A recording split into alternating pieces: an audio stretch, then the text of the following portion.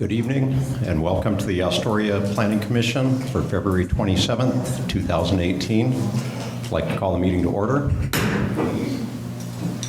Mr. Morgan, could we have a roll call, please? Commissioner Henry. Here. Vice President Easom. Here. Commissioner Mitchell. Here. President Fitzpatrick. Here. Commissioner Moore. Here. Commissioner Cameron Laddick. Here. And Commissioner Herman. Here. Okay. Has everyone read the minutes?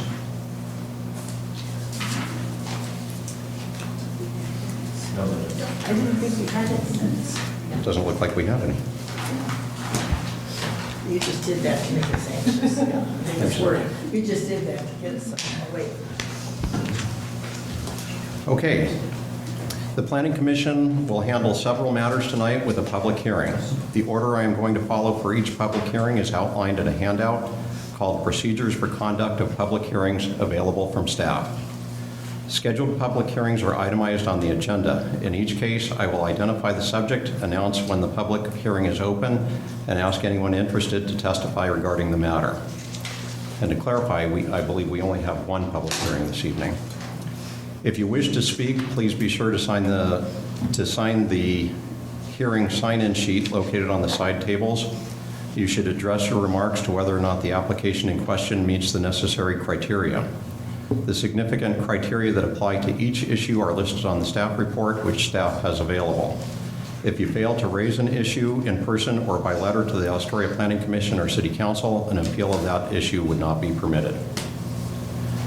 Tonight's first public hearing is Variance Request V17-04 by Dr. Ted Forcum to apply the Development Code Modification of Parking Space Requirements for Cannery Loft Condominium Building A for the required potential 18 off-street parking spaces to provide 11 spaces on-site and 7 spaces within the right-of-way for potential future and existing uses within the ground floor units, and for a partial reduction in the number of spaces required for the existing personal service establishment / spa from the required 1 space per client chair table.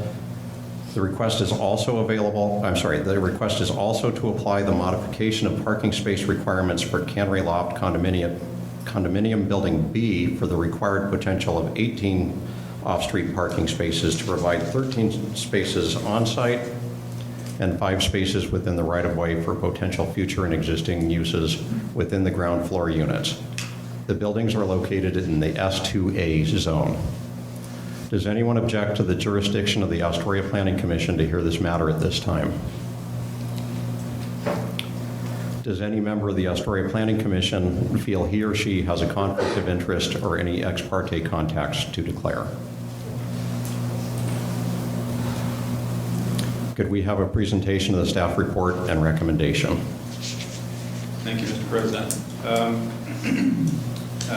As you said, this is the applicant is Dr. Ted Forcum, who owns the commercial spaces under each of the condominium buildings, Building A, both Building A and Building B. The parking requirements that are required for those activities in that S2A zone are on page 2. And I should preface this that, forgive me, but this report was prepared by Rosemary Johnson, who couldn't make it tonight. So I'm the messenger. So the request for the variance is for 2 separate buildings within the development. Each building has its own site and separate development possibilities. The applicant has chosen to calculate the gross floor area based on the inclusion of 1 hallway and the restroom on the ground floor. So in Building A, there's 6,953 square feet, and in Building B, there's 7,534 square feet. Building A is about is an acre, 1.0 acre in site. The Building B site is slightly larger, 1.2. I'll kind of gloss over the history of the site and the development, but Basically, there was a zone change which enabled various uses, non-water related, water dependent uses to be permitted in the ground floor commercial area. I think everyone is familiar with the neighborhood. The Hampton Inn is to the west. The Pier 39 is north over the water. There's a business park to the east, and an undeveloped lot, which is referred to as Lot C, is to the east. Public notice was mailed to all property owners, including all of the condominium owners, in early February. Findings of fact, all of those uses are permitted outright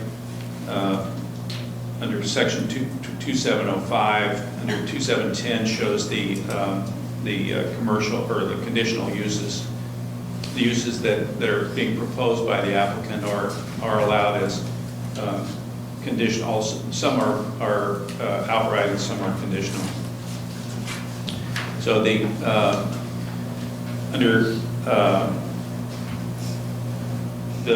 applicant is interested in marketing the property, and the reason for the variance is that the contention is that the standards as written are too restrictive for the uses that are proposed.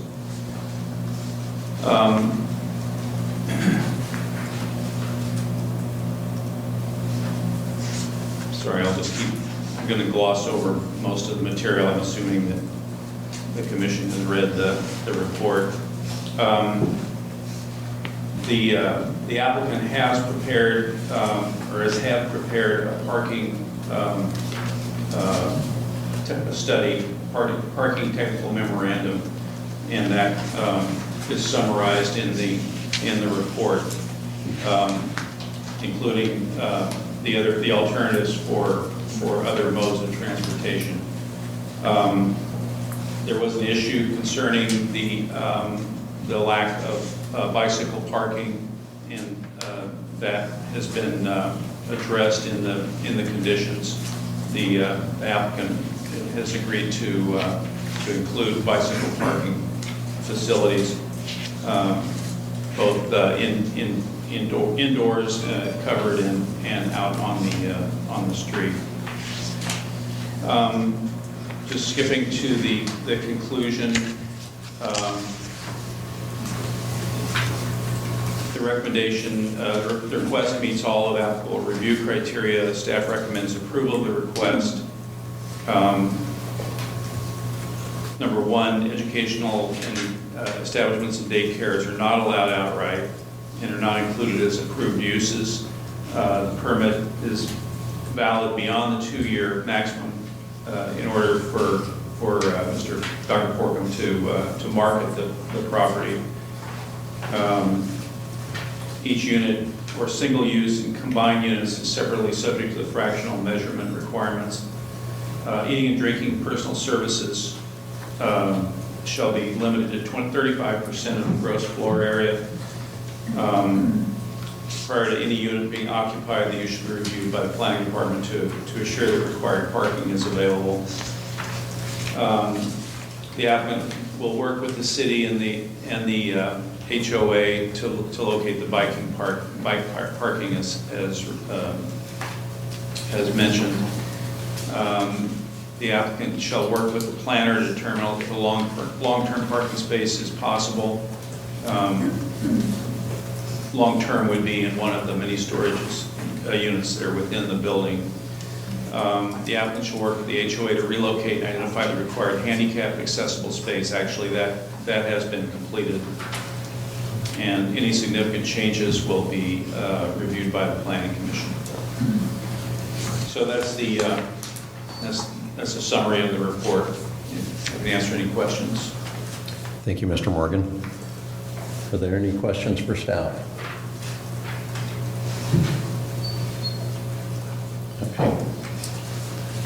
Seeing none, public testimony is now open. If you wish to speak, please come to the podium, state your name and address for the record. And is there an application, or I'm sorry, a presentation by the applicant?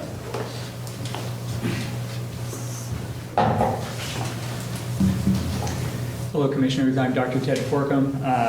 As you're aware, I'm the owner for the commercial units at 3930 and 3990 Abbey Lane. Thank you for your time this evening, and I know it's kind of a thick packet to go through, and I appreciate that. Dr. Forcum, would you like to give an address besides the two properties you've just stated? And I also owned 3990 B308. Great, thank you. I think we need your mailing address for the record. Oh, my mailing address is 10139 Northwest Skyline Heights Drive, Portland, Oregon 97229. Thank you, Dr. Forcum. Thank you. So first of all, I appreciate your time up here again. I know it's kind of a thick packet to mull through. I started this process over 18 months ago, so it's kind of been a long and expensive process for me. The bottom line is I think that you can see on the screens of Google Maps that there's plenty of parking available at the Cannery Lofts. I can tell that's a fairly recent image from the Google Maps just based on the color of our arc dust. It's amazing how well that shows up. Over the last 4 years, I've done studies of what parking occupancy has been, and it's averaged just shy of 25% of the space occupancy. And so far, I don't see any reason for this to change. The residential units are fully owned, and the commercial units are 65% occupied at this time. 35% of the spaces have been vacant since 2007. And many of the spaces I simply can't lease because of available parking. When the space complex was rezoned from general industrial to S2A, I instigated that process to try to create more favorable businesses in a mixed-use complex. As you can imagine, fish processing may not be the ideal neighbor if you're living close by, especially if you're living right above it. So my goal and vision was to try to make it a more harmonious business space with residential spaces. Admittedly, I didn't fully understand the parking limitations of the cities at the time of the rezoning. I misinterpreted the city's calculations on how parking was stated. Most S2A businesses use more space than general industrial does. You can imagine a warehouse may have less parking than, say, an office space. So I'm looking for something that would accommodate that. And in truth, I built out an office a year and a half ago with the intentions of coming here and opening up a practice, and I haven't been able to do that simply because there's not enough parking. And interim, I've taken another job, but still have hopes to come out here and practice. I love it out here. Well, ideally, that's where I kind of want to hang my hat. I've been here, on the coast for 17 years. I think 17 years now. So, and as a result of the parking issues, I've had to turn away really good businesses that would have been great assets to the city of Astoria. One that I still kind of regret was a food channel based company. And so they would have brought with them a lot of media, which is kind of missed opportunity. So I hope that you agree to approve the variance, the conditions. I think that we can work with the long-term bike parking. I'm co-owner in a mini storage business, of which there are currently, as of minutes ago, 7 bikes parked into Building A's mini storage units and 3 into Building B's.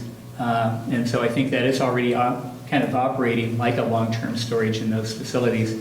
And the street side parking, we had discussion with the city previously about some of the difficulties. I've tried to put city bike parking on site at the HOA, and that was denied. And so we discussed on putting street side parking. And hopefully we can work with the HOA to come up with what I think would be a better solution for bike parking. But certainly, I'm a big proponent for biking. That's my other job. Joint Commission Sports Medicine is kind of working with guys like you and city planning on trying to make communities healthier. And so that's a big part of it. And one of the issues was ADA parking, and I was able to demonstrate that, yes, we do have ADA parking that's sufficient for the place. Matter of fact, we, as a HOA, we've moved it into a more amenable spot for accessibility to all units, commercial and residential. And given those conditions, I hope you find that the variance is favorable for the city of Astoria. Thank you so much. Is there any questions I can answer? Joan? Yes, I do have a question.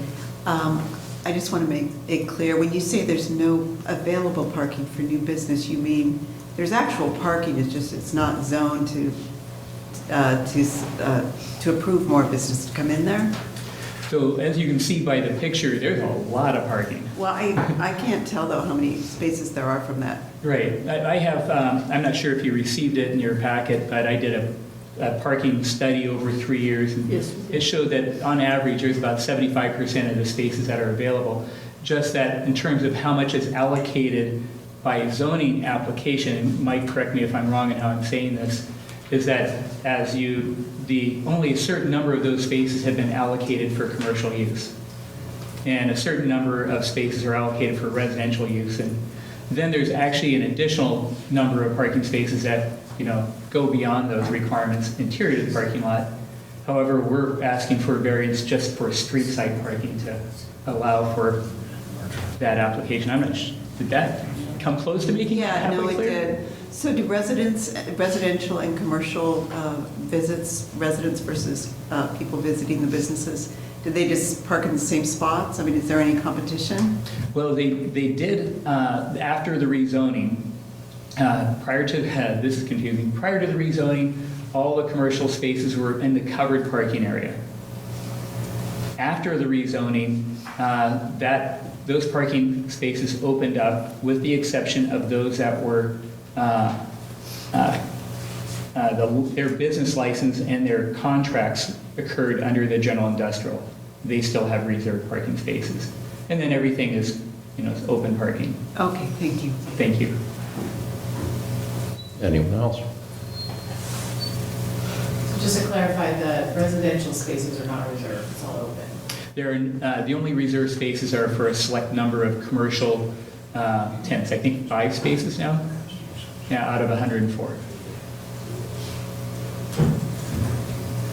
Thank you, Dr. Forcum. Thank you.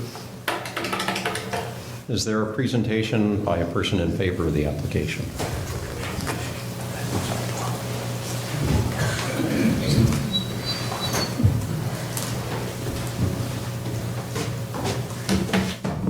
Good evening, Planning Commission. It feels pretty funny to be up here. Kevin Cronin, former Community Development Director for the City of Astoria, and currently a consultant here living in the great city of Astoria.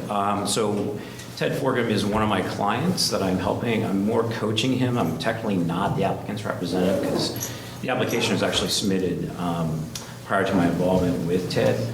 I'm here to answer any questions that you might have. And I'll just reiterate that both Ted and I met with Rosemary and Mike last week, right before the publishing of the report, to make sure we clarified some of the conditions, and we have agreed to all those conditions. So we feel like we've worked really hard to get to a place where we can all agree to making it a better resource for the community as well as the business community. So we're happy we're at this point. So if there's any questions that the commission has about how we've gotten here, I'm happy to entertain those, or Ted. Thank you, Mr. Cronin. You're welcome. All right, thanks. Is there a presentation by persons who would speak impartial to the application? Yes. In opposition to it. No, impartial. Oh, I'm sorry. Wasn't listening. Impartial?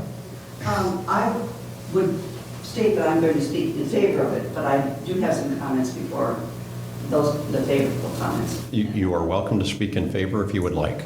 This would be the time. And I want to ask some questions about some technicalities in the report. Is that possible?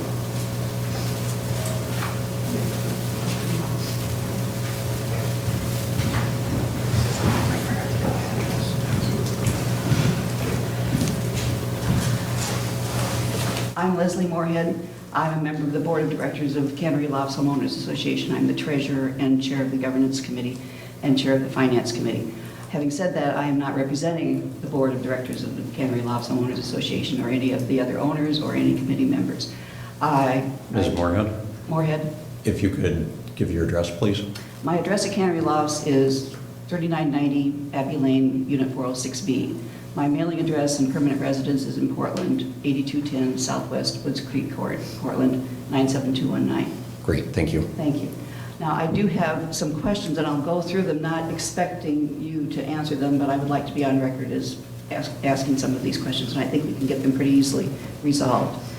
On the original application that Ted put in, he stated that he is representing tax lots 80000 and 90000. Those are the tax lots, the overall tax lot numbers for the entire community. And you've corrected in the staff report to identify specifically which tax lots he has, which are the tax lots for the ground floor. There's 8 units in one building and 9 units in the other building, a total of 17. He also stated that the property owner's name was the same as the applicant, and that's his name. He is not the owner of the property. The homeowners association is the owner of the property. So I want to make sure that when his application goes into permanently in the public record, that I hope those two things are corrected. Now, a couple comments on your staff report. On page 1, it states as the fourth owner, Cannery Loft Partners, LLC, with an address in Portland on Southwest Macadam. That's not accurate. I understood that you got that address from the tax assessor's office, is that right? Right. Is that what I'm told? That's correct. So we will provide you, through our property management company, with the correct address of the current legal address of the property management company, which is the HOA's address, just so that you'll get that corrected. On page 3, where you calculate the gross floor area, I don't object at all to the request that is being made for additional on-street parking that the applicant is asking you to provide. However, the calculation here is a little ironic because you're allowing the inclusion of ground floor restrooms. And again, I understand that's one of several ways that you could have calculated the required parking. I don't know if raising that or lowering that would raise or lower the number of parking spaces. But I say it's ironic because using this calculation, which is including the ground floor restrooms, just as recently as late last fall, Ted was arguing at the Board of Directors that those are general common elements, that those don't really have a direct relationship, even though they're on the ground floor. They don't have a direct relationship to the commercial units. So I know these are two different milieus. The Board of Directors is one thing for the HOA and the city planning office is another. But that jumped out at me because we have reserved those ground floor restrooms for commercial use only for all these years, and then last year there was a debate and we took them out of reserved for the commercial and said they were available to all commercial and residential users.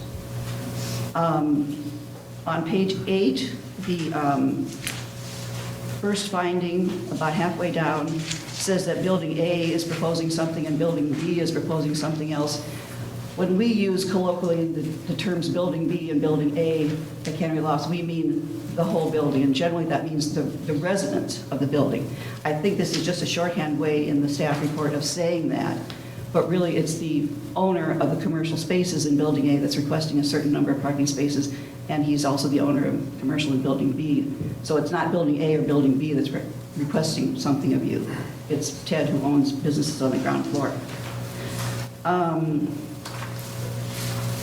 Lastly, I'll say that we would like very much to work with Ted on the things that we have to do to make his proposal a good one. We very much support his interest in filling those remaining spaces. We would love to have all those spaces occupied with viable tenants, good paying tenants, customers. We'd like them lighted, and it's a safety issue. There's all kinds of reasons for those to succeed. But we really need to work more closely with him on the things that you are going to require us to work with him on. And I just want us, before we leave here tonight, for the residents who are here and for the HOA in general, to know exactly what you expect from us, from the Board of Directors and from the HOA, that we have to work with him on. I understand the issue of the ADA parking has been resolved. Is that right? Correct. Okay. So now I think that the issue of bike parking, whether it's on-site or on-street, is something that you are requiring us to review a proposal from him, is that right, and bring it back to you? Do I understand that correctly? Yeah. Mr. Morgan, please, thank you. I think the solution, in response to his contention that the HOA would not permit bicycle parking on site, staff agreed that it could be in the right-of-way, either on the sidewalk or in the landscaping that's in public right-of-way, Abbey Lane, maybe on both 39th and on Abbey Lane. But if the HOA, if he and you come to some sort of agreement to allow bike parking in your parking lot, then so much the better. That's very much a possibility. We discussed bike parking late last year, but it was in a different context. And it's not a true statement to say the HOA turned it down. There's a history there that I don't need to go into right now, but we can certainly work out an agreement on that, I would think. And if you want to allow it on the street, that's one thing. If we want to consider locations on site, that's fine. It would, I would think, and again, I'm speaking very unofficially here, but then bike parking would have to be available for both residential and commercial use. And we'd have to decide how much was required by you or how much we actually thought we needed. So we can go through those issues and work them out, I'm sure. And lastly, I noticed at the end of the staff report, there's a couple mentions of landscaping. And I don't know where you are what you're asking us to do about that. I just don't know. We actually are finished, as you probably have noticed, with a more than 2-year construction project at Cannery Lofts. And so we're going into some serious landscaping now, particularly for the north side. And there'll be some done on the south side and in the cul-de-sac area. If you are requiring anything for us to do about landscaping in connection with this variance proposal or other requirements of landscaping, I hope you'll let us know. Lastly, I'd like to make sure, in answer to Commissioner Herman's question, that the residential owners can be assured that no residential parking will be taken from them. We have an allocation of at least 85 parking spaces that are in the calculation. This has been there from the beginning, has never changed, even with the zoning change.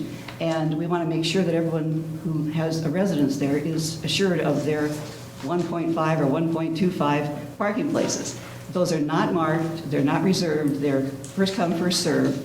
But even though the point has been made many times that Cannery Lofts has a lot of available parking, I just don't know why that argument is being put forward. Because I think that, in one sense, I'm supporting, and I think Ted is saying to the city, please allow us to have him have an extra additional, I think, 12 to 18 spaces. Is that what it is? Allow him to have that on the street, but rest assured that people probably won't park in the street. They probably won't park all the way out to the street from the locations that Ted's units has. If his renters have employees or customers, certainly vendors, people will park where they can, and they're certainly welcome on the property. They can park wherever they want. The issue might come up that eventually we have a far heavier residential use of parking. And in that case, I think we'd have to make some adjustment signage or something like that. But we are nowhere near that. But I just hope that the argument, the explanation that there's a lot of parking, as we see available, is not part of the reason that you're going to allow him this variance. We want those commercial spaces to be, as I said, occupied, viable, used by really good, solid businesses that I hope I can patronize myself.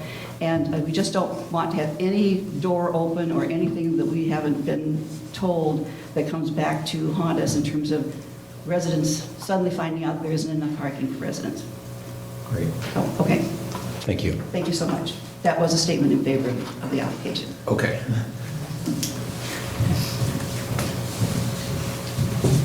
Impartial.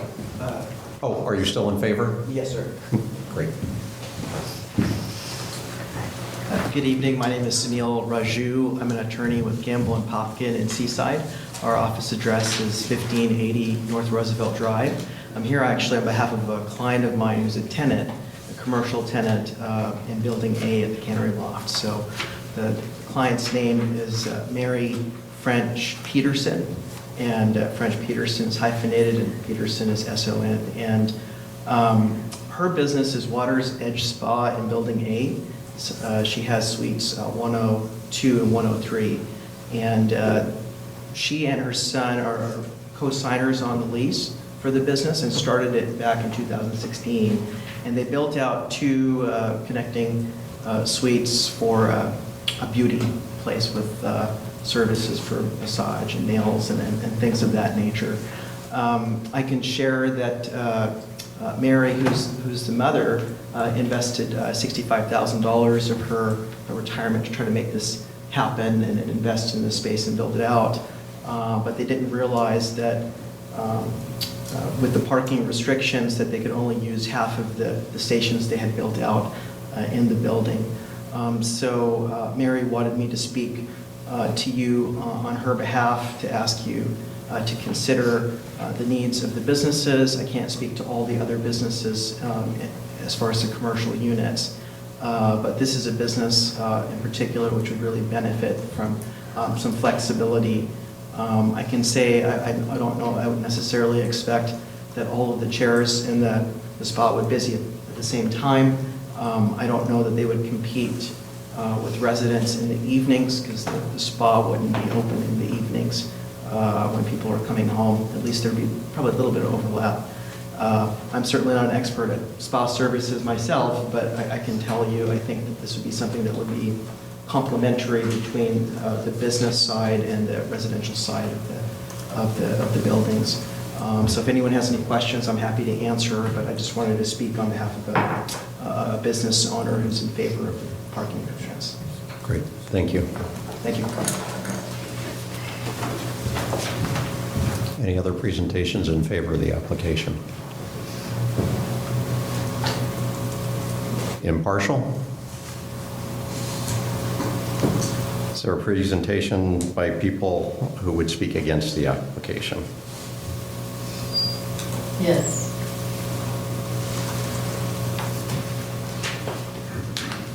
May I? You may. But again, at the microphone, state your name and address, please.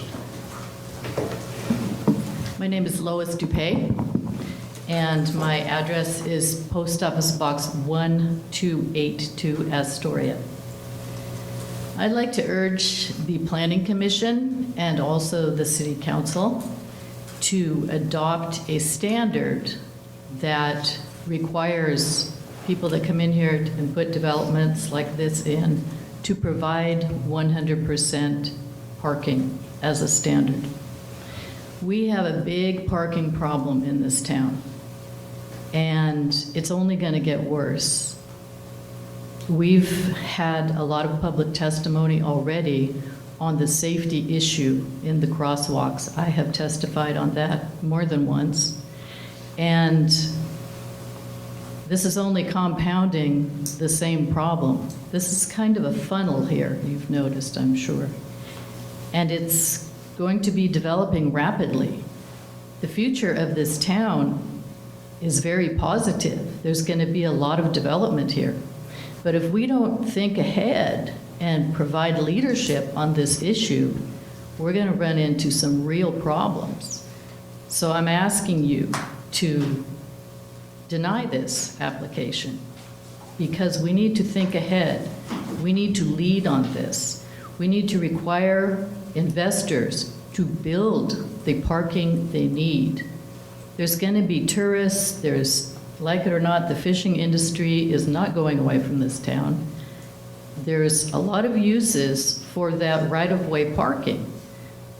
There is also the pier. That parking lot that they have out there on the pier is full when people are at that coffee shop. I've been there, not been able to find a place to park. It's not fair to the public to allow this developer to monopolize the public right-of-way. Thank you. Thank you. Is there a rebuttal testimony from the applicant?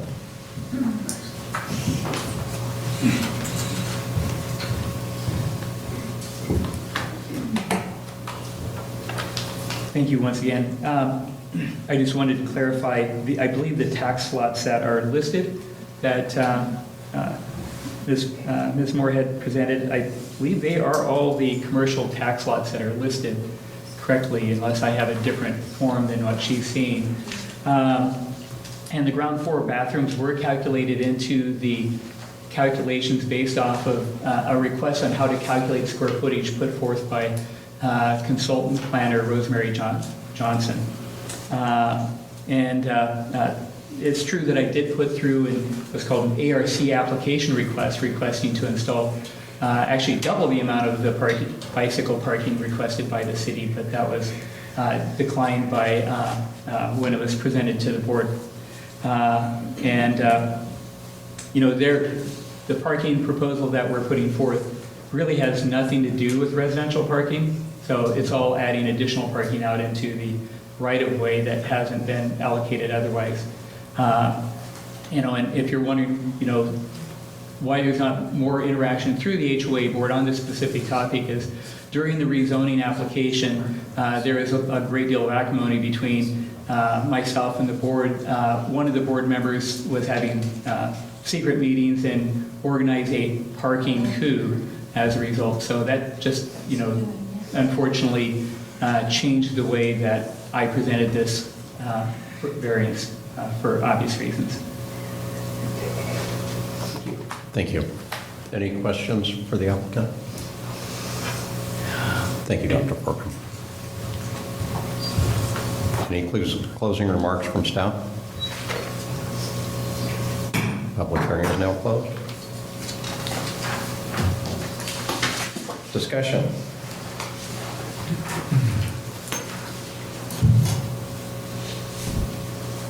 Well, I'll jump in, I wrote stuff down because I wasn't sure I was going to make the meeting or not. And I'm in my retirement, I visit coffee shops, so I go to circuit, and this is one of the places I go by. So it's clear that there's lots of vacant parking spaces, and and reading the staff report and the reports from the consultants and so on, I looked at the mailing list and I counted, and under 30% of the owners have local addresses. So that's clearly why the parking lot is vacant all the time, where there are lots of spaces. And I'm kind of struggling with this because it's not, this whole concept of second homes and condos as second homes is not something that that cities, I think, dealt with, at least small cities our size, until more recently. And it is a puzzle because you see all that space there, and people do go and park there. However, I also know that traditionally, space along street fronts is considered public parking space, that you can just pull into. You don't own the parking space even in front of your house. You're supposed to have off-street parking. So I'm sharing this because I can't quite decide what to do with it. I think right now the on-street parking is used for people taking the trolley, visiting uses on the pier as needed, joining the river walk, whenever there's the Cannery Workers Annual Celebration, it's full. I know that the tourist number two, the ferry, is going to be parked there sometime in the next few months, and they're wanting to put it there so it is visible to the public, so they can help raise money to restore it. And those people will need to park along that street. So there's lots of uses competing for that parking space. And I don't know how a city can guarantee those spaces for the commercial uses unless they somehow post them. But I do realize that it's to everybody's benefit if those commercial spaces are filled with uses that are appropriate for the condos and that will add value and enrichment to their lives. But I'm just not, if we could say, oh, the people who bought second homes here are never going to be here at the same time, and there's always going to be extra open parking there, then maybe but that's not the way law is written.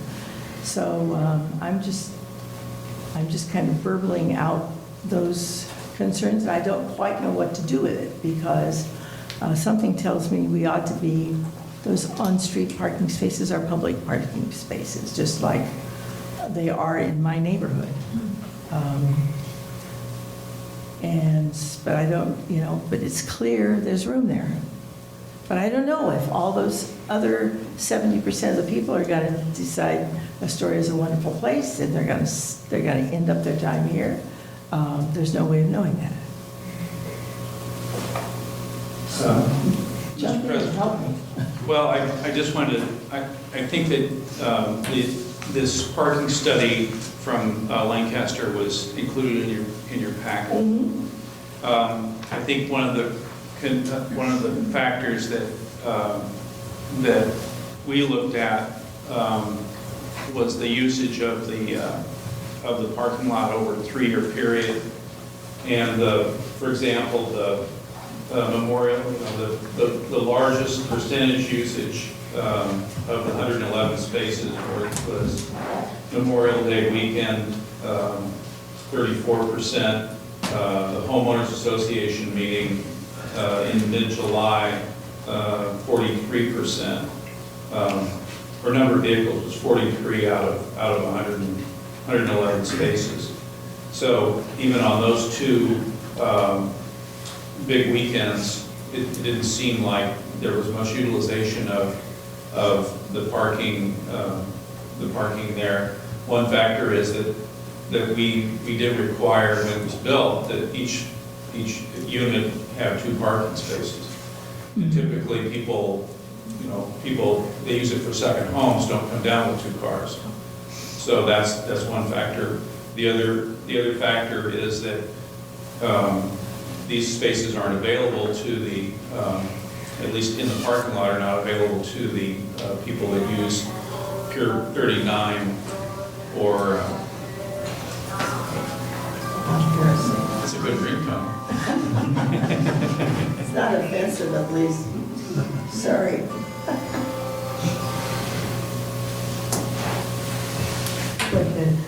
Thank you, Jim. Pier 39, I believe, still leases parking space from the Hampton, or is required to provide some parking space in the Hampton lot. So that added to the on-street parking, provides some buffers against overcrowding. Well, the best thing I heard you say was, that made sense. I mean, maybe we do assume those are second homes for people. They're not real, these are people who are going to come for the weekend or on a holiday. And if you have required 2 spaces per unit, you're right. People who don't live there are probably not going to be using the 2 spaces. But how do you work that? I mean, that works itself out, but how do you work that out in terms of enforcing the zoning ordinance? I have a question. Does this variance expire in 2 years, or is it permanent regardless of the conditional uses? No, because the tenants come and go, I think the condition that we included was the 2-year period doesn't, the permit shall be valid beyond the 2-year maximum pending occupancy by any of the approved uses in the permit. So, it's an ongoing variance.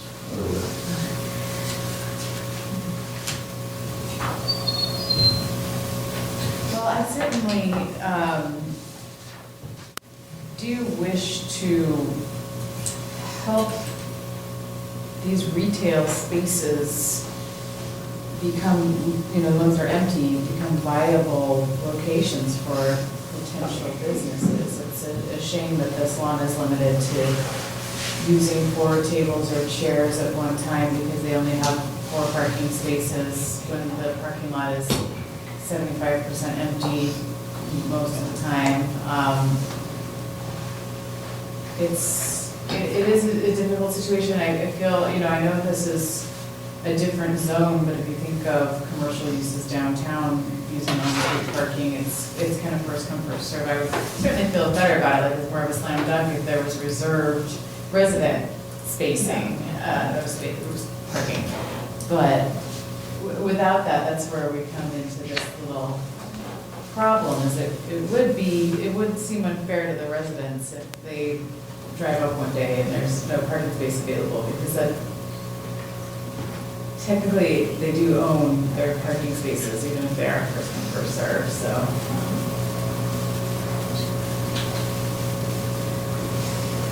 Kind of torn. Mr. Eason.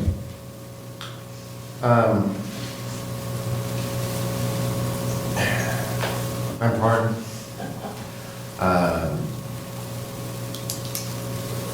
While we have suggested in other uses that there be a shared parking,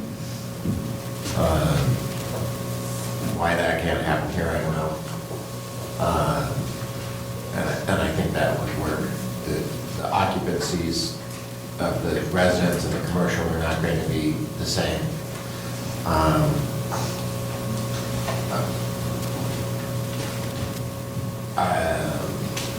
People say we have a parking problem, and I really don't see that we do have a parking problem. You go downtown, yeah, if you can't park in front, people get upset that they have to walk half a block to a space. I shop downtown, I go downtown. I think the farthest I've had to walk is a block and a half. I don't consider that parking problem. I've never not found a parking spot downtown. I don't think there's going to be that parking issue, even close to that parking issue in this location.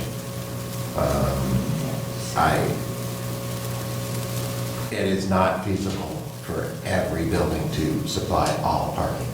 It just doesn't work. So I'm probably more leaning in favor. Thank you. Joan? Me next? Okay. Commissioner Herman. I'm leaning in favor of the variance. Most, or many of the residents are, these are second homes, so I think the chances of them being completely full at the same time is small, and we're not prohibited. I mean, what would happen if, let's say, worst case scenario, that were to happen? Can something be done at that point? I mean, are we, is this set in stone once we approve this? Pretty much. Oh, it is, okay. I still feel pretty comfortable with approving the variance because of the nature of the housing down there.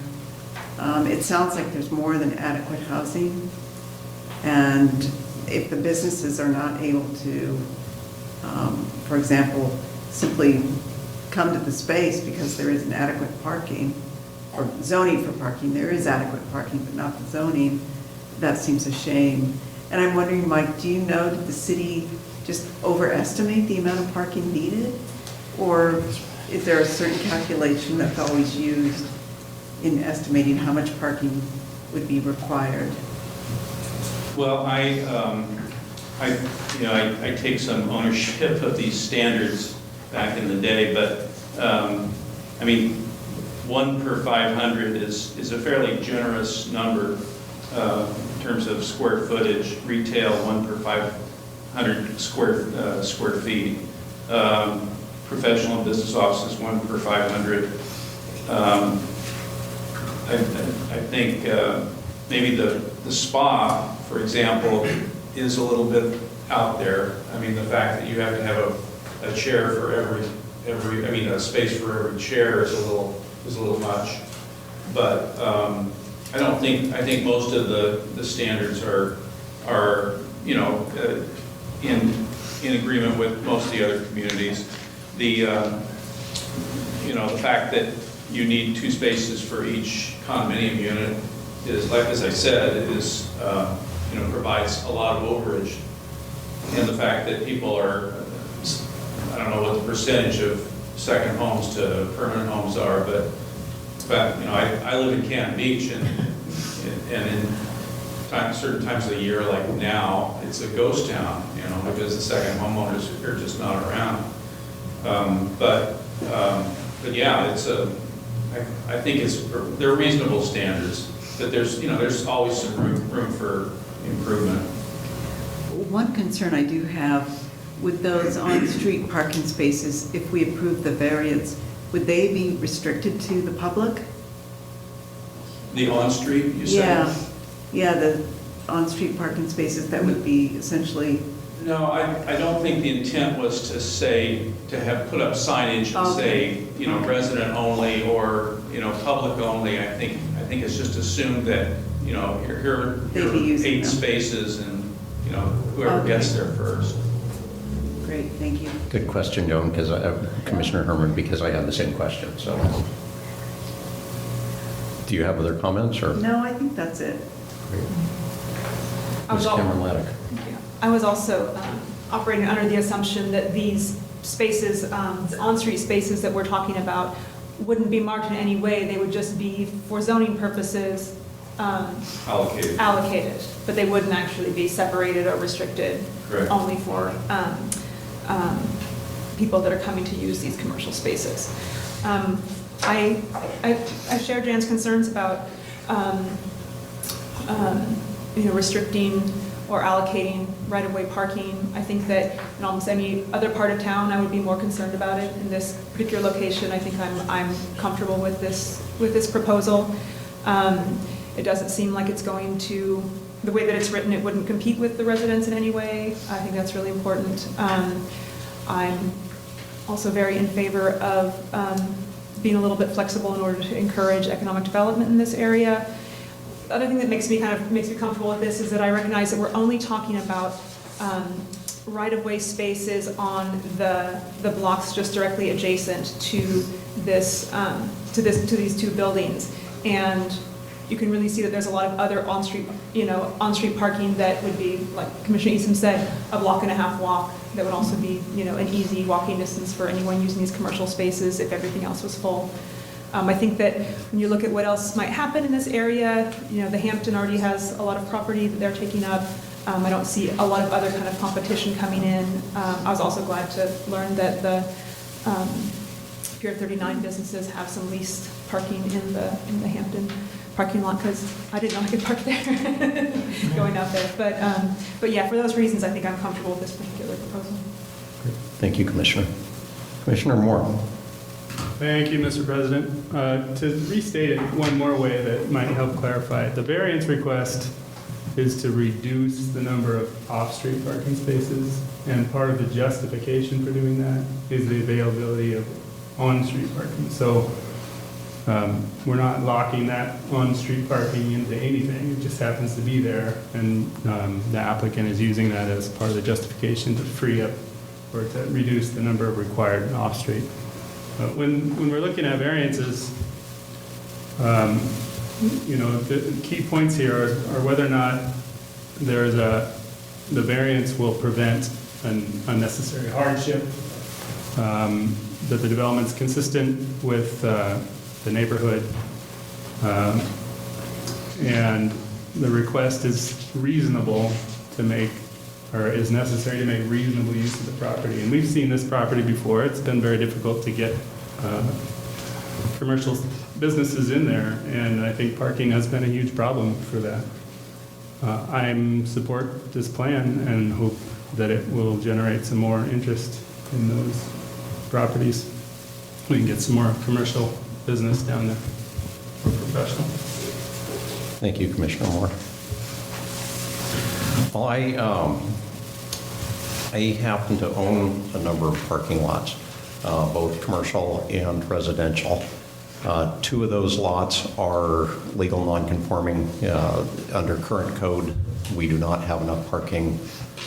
Under current city code, we do not have enough parking for the number of units that we have there.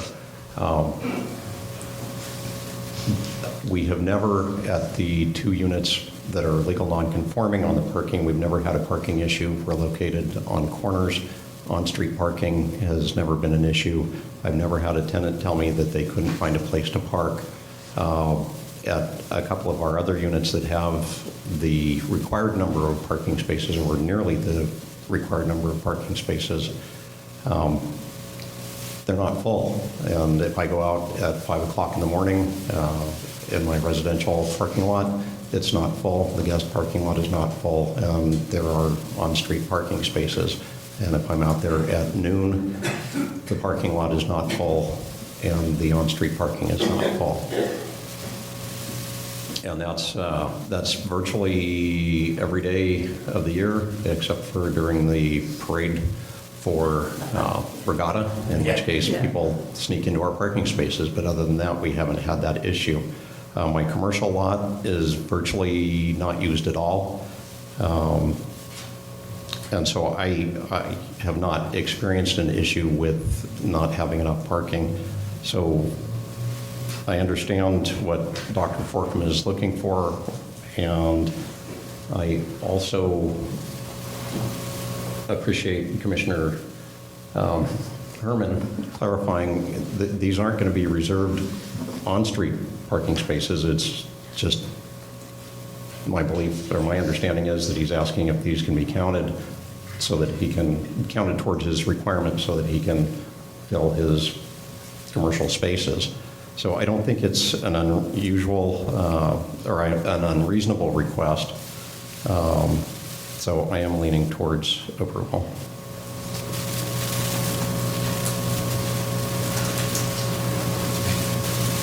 I'll make a motion.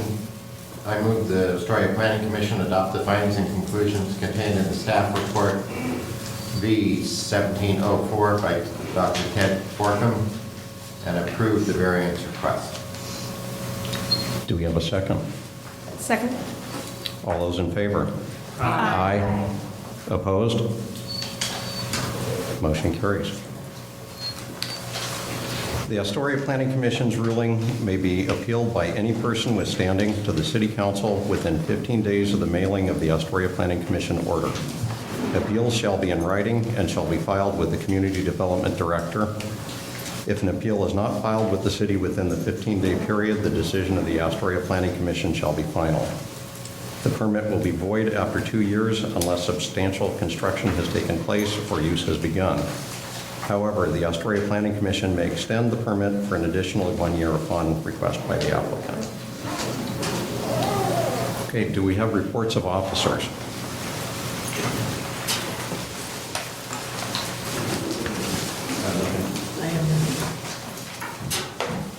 Ms. Henry? Commissioner? Great. Well, we have been sitting for an hour. I am going to recommend a 5-minute recess, and after which we will return for the work session.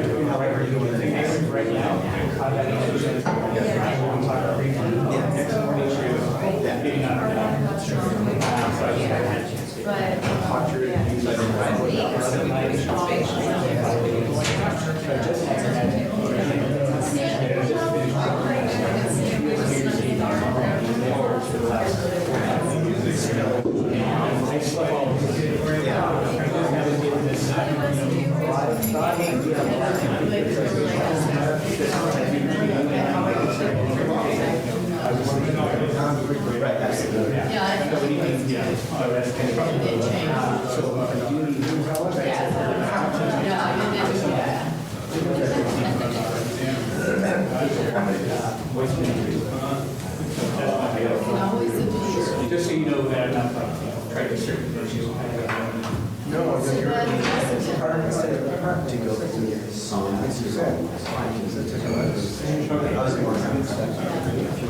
Well, didn't they say that there is? Yeah, yes, it's not a word. No, it says a very bad precedent.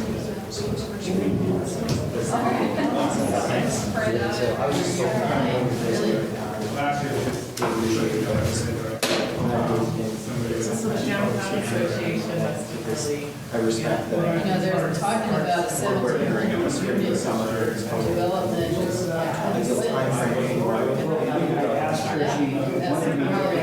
Lease sign in the space, so no matter what direction it goes, it's going to be It's going to be a beneficial. high rise. And now it says this precedent, this is going to be the same. They're going to say, oh, something else. I guess I could go on the back way up, right on the parking lot. This is going to much. They got to be thinking ahead.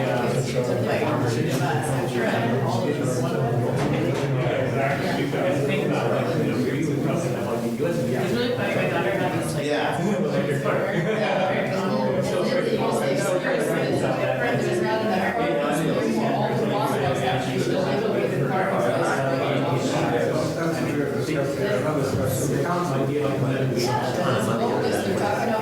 Whatever etiquette you want me to. Right. And that's what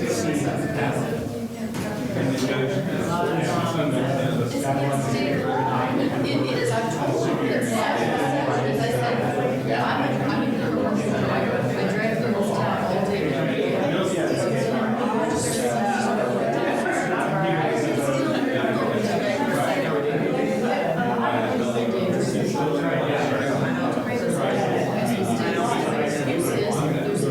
parking. But today, there's lots of parking. It's so quiet. Which time were you It's a balance. So we were just trying to say.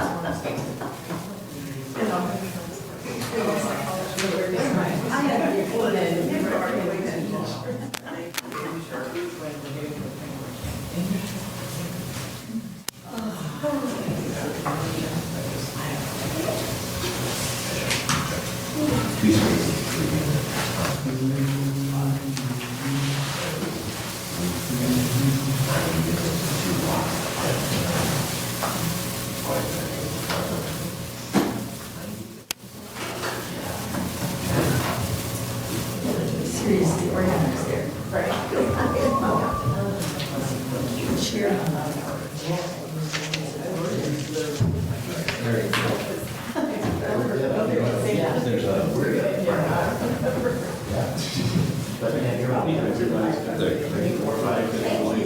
Okay, yeah, I saw mine was delayed. Strange dance we're doing.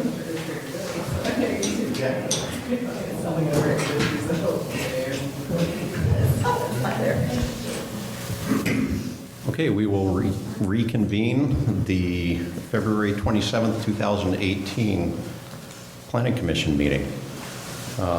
Next on the agenda is a work session. And for those in the audience, I will state that in general, during a work session, we don't take public comment.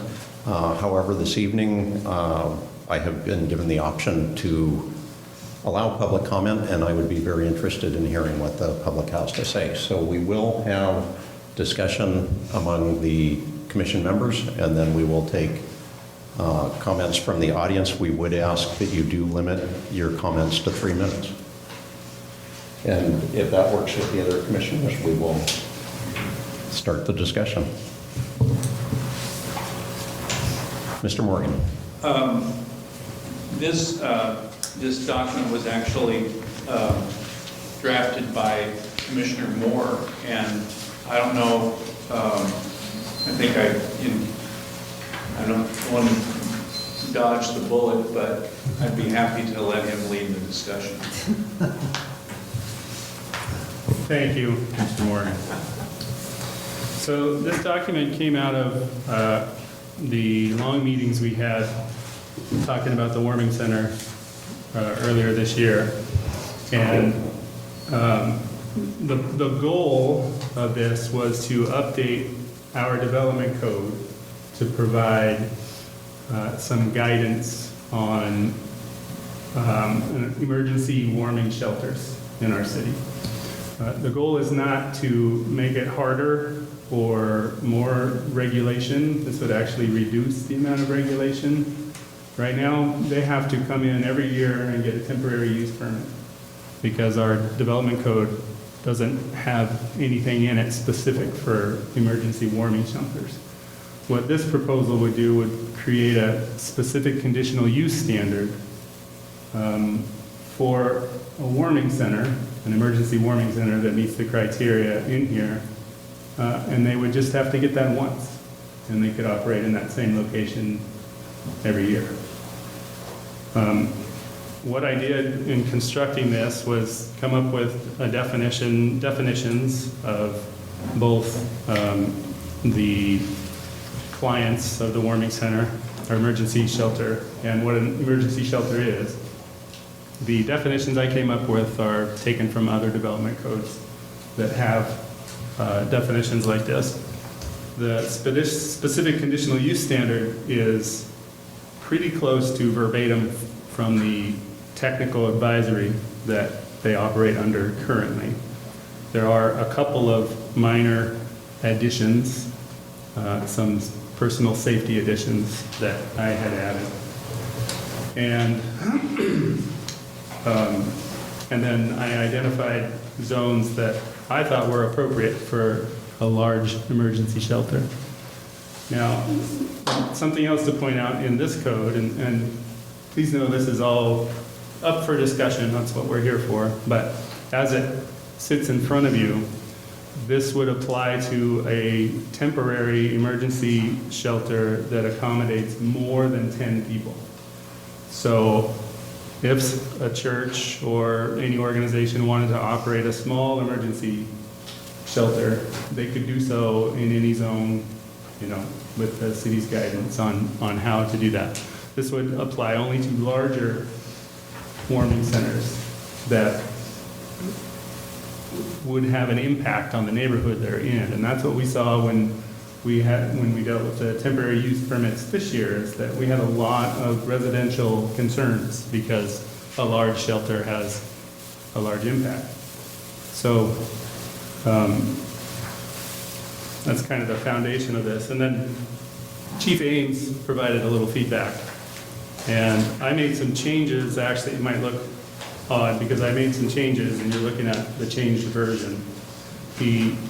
Based on his comments. And the key comments or the key points that he had made were that I had some language of creating a 100-day window in which they could operate for 90 days, and I just removed that and went back to the temporary use permit. Did you say 100 days or? That they get 120 days. So as the warming center did this year, they picked a 4-month period and said we're going to operate 90 days within that. So I tried to codify that here, and instead I just took it out and said 90 days in a year. So that 120 Basically days the same we're thing. seeing is the window, and you're allowed to use 90 within that window. He took the 120 out. Yeah, originally, in the first version, I yeah. thought we had that. Yeah, the later version, well, It's not a Hopefully. calendar, it's not a calendar. Well, I was year. seeing. no, well, now it is. Now it's 90 days in the calendar year. That's what the proposal would be. So the same as it's operating now. I'm sorry, Yeah. did we receive updated copies tonight? Yeah. You should I don't have one. receive all Maybe of I'll them. grab this other packet. Did you make those marks? This one up there. Yeah, updated ones have updated written. Yeah, maybe. Mine says updated in the upper right-hand corner, so if you have I'm looking. it would be on the desk, not in the packet. The one in the packet, I think, is They're the all dated, mixed now. is the dated version. They're no longer. I'm missing. You're updated one. You can share this Oh, one. here, Jen. Okay. Thank you.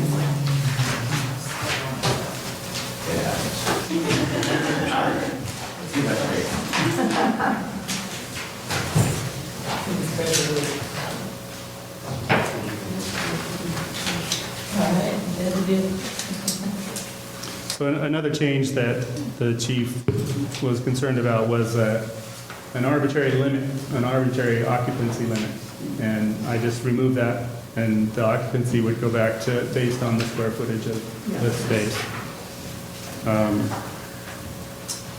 And I'm sorry, can you repeat that? sure, the original proposal had an upper limit of the number of occupants Right. they could service, and I removed that. So it would be, go back to the technical advisory based on one occupant per 35 square feet of space.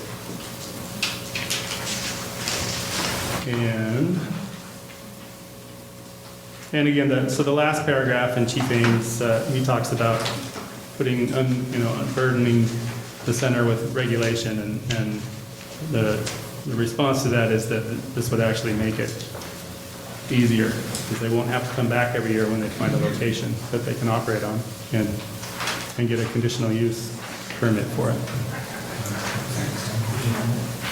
So that's basically the history of that. Would love to get commissioners' input, comments, thoughts? Commissioner Moore? Yes. One question I have, would this, if we were to approve this, would it have any impact on the proposed shelter in the old finished boarding house? Great question. No, it would not. And that's, Why is that? so this would be a specific conditional use standard for an emergency warming shelter as defined. This would create a definition of that. Okay. What the permanent, shelter or what is proposed down in Uniontown wouldn't meet that. It would be something different. So it wouldn't affect a permanent homeless Okay. shelter. Thank you. The Helping Hands agrees, they've talked to us about it, and the Uniontown Apartments building would be what they refer to as a recovery or reentry center, rather than an emergency shelter. It could house people for months. Is that, Planner Morgan, is that kind of use, is that a term that's defined in our development code, recovery, did you say recovery and reentry center? No, I was trying to and- figure out how a building like that would be categorized versus something like this. Well, we did struggle with that and came up with the category of semi-public use, since it's a nonprofit organization that's operating a use, for the general public. And that was in discussing this with Commissioner Moore, if we go forward with these amendments, it might be wise to include another category that would define, reentry or recovery centers as opposed to, although we have to be somewhat careful because there are facilities like that in, like the Rosebriar, Astoria Point, various around town in residential neighborhoods as well. So, but that might be something to try to craft for the code amendments.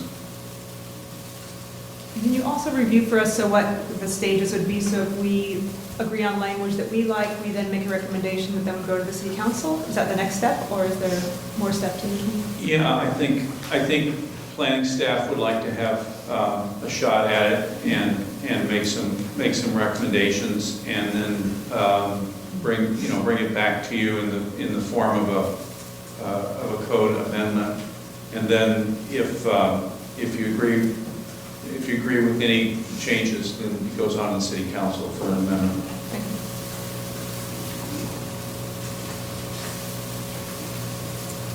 Commissioner Henry? So just to clarify, the conditional use once granted for a particular property would be permanent, correct? It's not a variance, so it wouldn't have to be reviewed. Conditional use. Biannually. Right. Yeah, so, okay. I don't have a whole lot of comments. This looks good.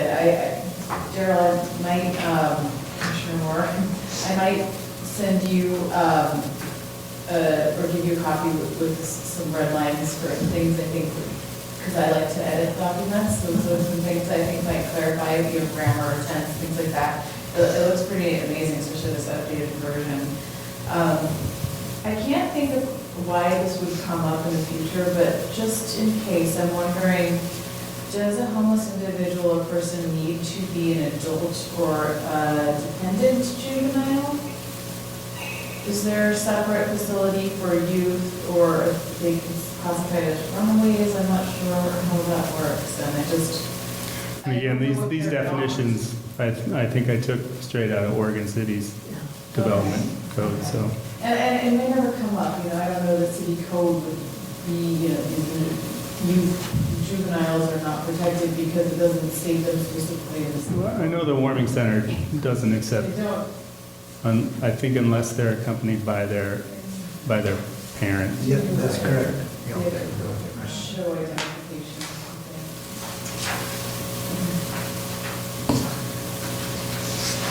Mr. Eason? Commissioner Eason? I think it looks good. How about no additional comments? Commissioner Mitchell? I hate to disappoint, and I think, Commissioner Moore, I really appreciate that you put this together so that we have a framework. Because I know it will be good to have it down and have it understood and not have to rework it all the time. There are two things that I find problematic, and maybe we can work them through. One is the crime watch. Now, I'm guessing that when you pulled that from other jurisdictions, maybe it was located in the middle of, what would we call, a crime-ridden neighborhood or something. Right now, there is one paid staff, and I doubt they're paid very much, per shift. Some of them doing, 2 or 3 shifts a night, and 1 or 2, maybe 4 volunteers. And that neighborhood does not need, right now it says that, I'll go back, it's item 4B, crime watch.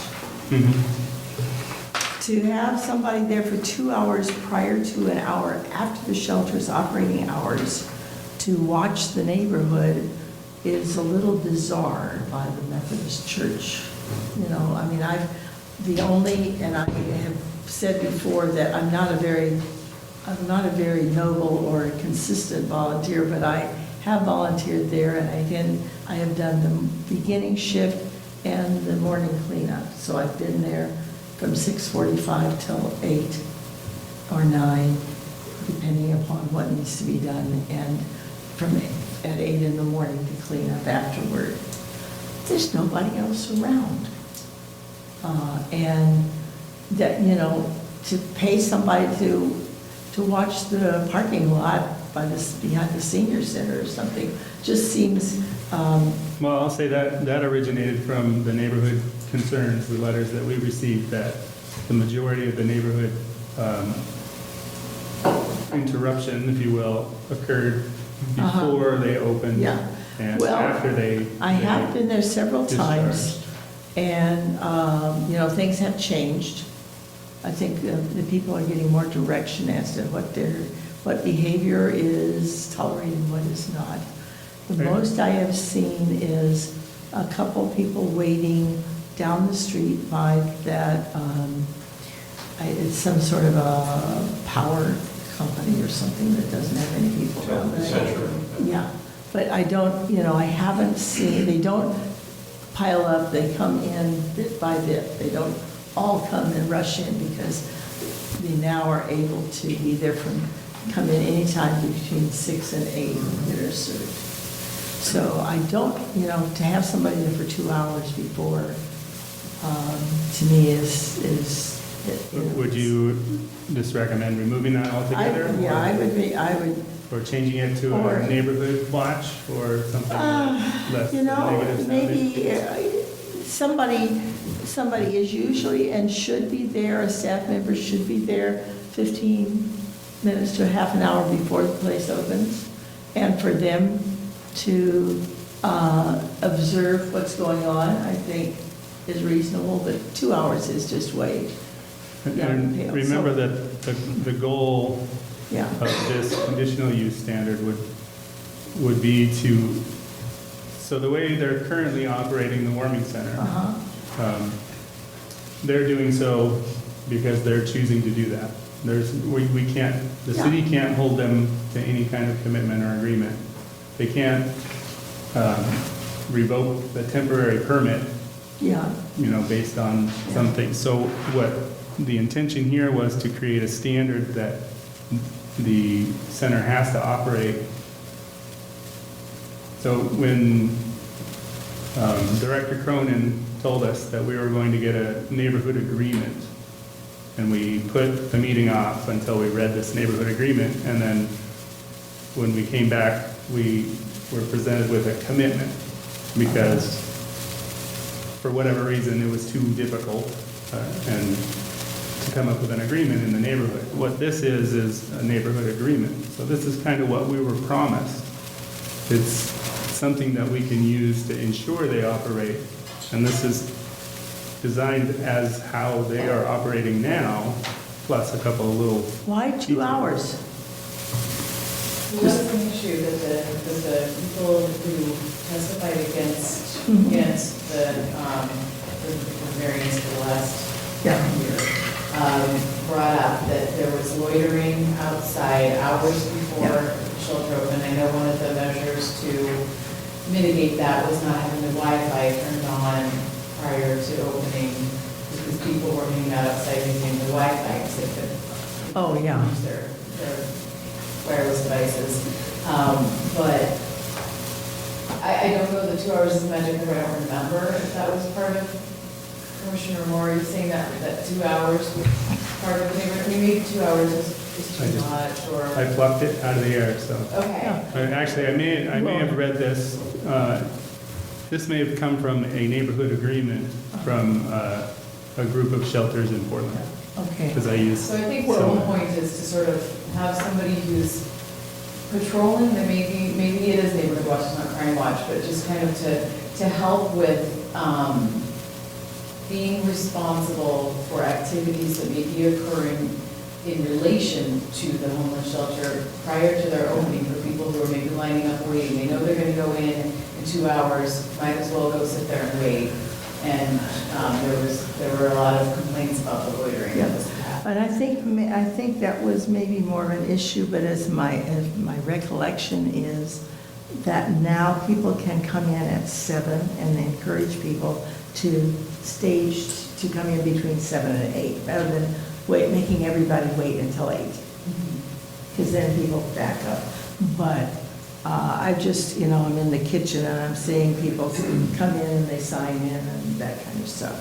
Have you ever served the place and they're open before 7? Are there people? They're open waiting at, outside?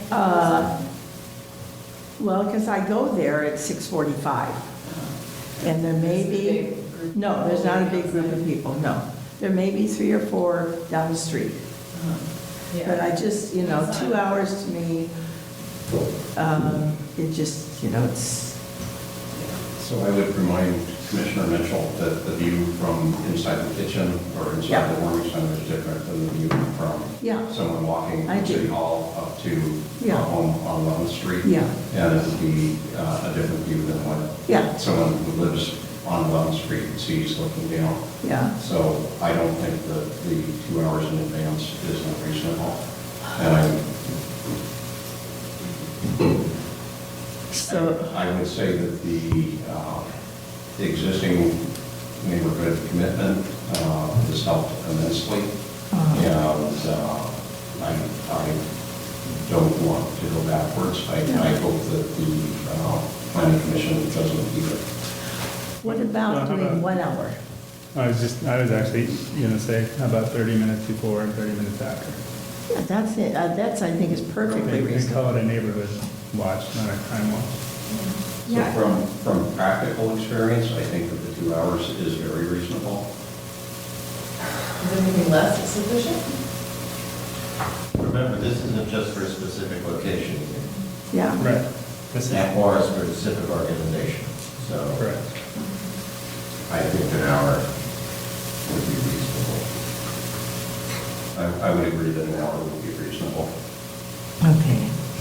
Well, my other thing is the parking, required parking, the off-street parking, because that's not going to fit a lot of locations that might be used for that. Again, Commissioner Mitchell, can you tell us which? Yes, I'm sorry, it's the very last, I think it's the very last line. It is parking D on the 4th page. 2 off-street parking spaces. I don't think there's usually 2 staff there. And additional off-street parking space for every 10 individuals accommodated. I think it more relates to, because the people who are being served don't drive there in their cars. At least from what I've observed, we pretty effectively got rid of the people parking in the parking lot with, and sleeping in their cars. You may know more than I, because you're there. But, when I get there, there may be 2 cars in front of me, and then 1 car comes behind me at most along, and it's across the street from the church. And when I leave, it's like 3 cars. And I just don't, the places where this is likely to be located, again, in Astoria, which is probably different than Portland, I don't see a need for that requirement, because it's apparent from my observation, and again, yours is going to be different, that parking space is not used at night particularly. Those spaces right across from the church. So I would say, I just wouldn't make that requirement for off-street parking spaces, because in Astoria wasn't built with cars in mind. I don't have any trouble removing the parking requirement. Okay, then everything else. But it's fine. not up to me, it's up to everyone. I'm sorry. But it's not, while I have made this proposal, I want to be a group decision, so please everyone chime in My on concern would be that some of the appropriate locations for other homeless emergency shelters, potentially the location is perfect, but there is no nearby off-street parking, and it would be unobtainable and would therefore make the potential space unqualifiable. I like the idea of accommodating for parking, but it does seem unnecessary, it seems avoidable. I'm good with removing parking. I'm sorry. I'm good with removing the parking requirement. Thank you. Right. I have a few things. Okay. One thing, first thing that kind of jumped out at me, also thank you for doing this work. It's really good to have us, to actually be able to have a discussion about this. Just the language of emergency shelter, I felt like that wasn't quite the right term. And we've heard, we're all using different terms and talking about what we're talking about. For me, just emergency shelters, means something like if there's a natural disaster, a place that everybody goes. There's different language I think makes sense. We talked about emergency homeless shelter, emergency warming center.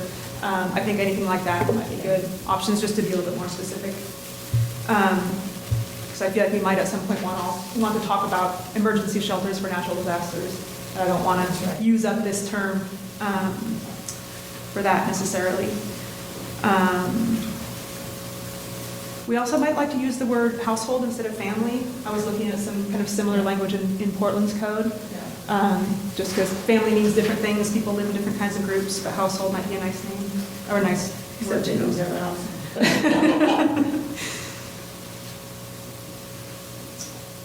How about temporary shelter instead of emergency shelter? I think that's an option too. That's the subject of the Oregon Fire Code's technical advisory, it was temporary shelters. Sounds appropriate. I'm sorry, what was that? Or how about temporary homeless shelter? Yeah. Because that's really what we're talking about.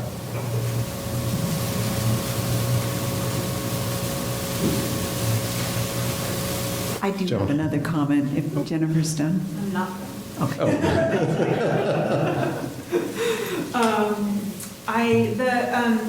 The crime watch part jumped out at me too. Maybe we want to find a different name for that as well, since it seems to be what we're talking about is loitering and gathering, more than crime.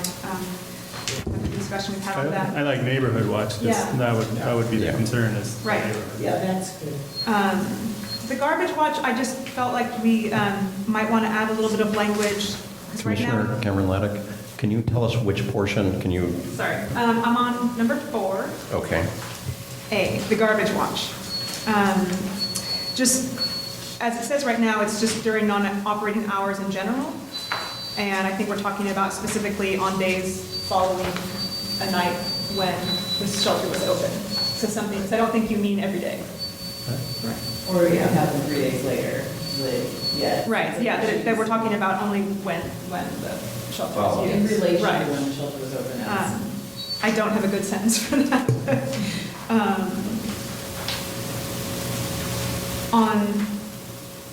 In the life safety requirements, on weapons, so 5A, number 1, it seems to assume that it's not possible to legally carry a concealed handgun. It's not something I have strong feelings about, I just kind of wondered, 'cause it says that anyone that was carrying a weapon, that should be reported to the police. It's not necessarily a crime. If you have a license for it. You have to turn anything in. if you're Right, not, but they don't necessarily need to be reported if they legally have a gun, is what I was thinking. Oh, you mean, so number It says that 5A, number 1 should Right. be if they're legally. If they're, an unlicensed, Yeah. weapon, or whatever the term is for something that's unpermitted. Right, I because mean- number two makes sense, but number one kind of left out of the legality part. Yeah, I mean, I'm fine with the confiscating, Take out that contact, yeah. at least on 5A. Or add in an unlicensed weapon. Oh, wait, no, you're right. No, take out the contact part. Or change it to say if it's, I mean, we can have other language that says any illegal activity should be reported. That just jumped out at me. I also had the same parking question, but I think we're on the same page about that. Honestly, I suspect that the planning department might come back with challenges on the whole weapon thing anyway, Sure. as this is America, land of the armed. Last thing, I would just like you to talk a little bit about your reasoning for the zones that you chose, because if I'm not mistaken, the zone you chose would not allow the current Warming Center to continue to operate. They don't include residential zones, that's Right. correct. And that's not the case in all other cities, or other cities in Oregon that allow these kind of shelters. I haven't read all of the development codes, so I can't answer that. Our last temporary use hearing, I mean, it was about impacting the residential zones. And the only thing I pulled from our development code, which was in the comprehensive plan, was to protect the residential zones from incompatible uses. Now, I understand the value of these temporary shelters, and I think that what we've encountered is that the scale is impacting the residential neighborhoods. A smaller shelter, which is why we had added the 10 or more, a smaller shelter would not have the same impact as 40 or 50 people. So the larger shelter, which would be permitted through the conditional use standard, would not be in a residential neighborhood because that's what's been identified as negatively impacting the neighborhood. The location where the warming shelter is now could still operate as a warming shelter, it would just have to be a smaller scale. And all the churches in that neighborhood could get together and house 40 people, just as long as there's 10 in each location. So really it's about the impact a larger scale shelter has on the immediate neighborhood that was part of the impetus for creating this. And the zones identified also are nearer services and locations that are more commonly utilized by the folks that use the warming shelter also.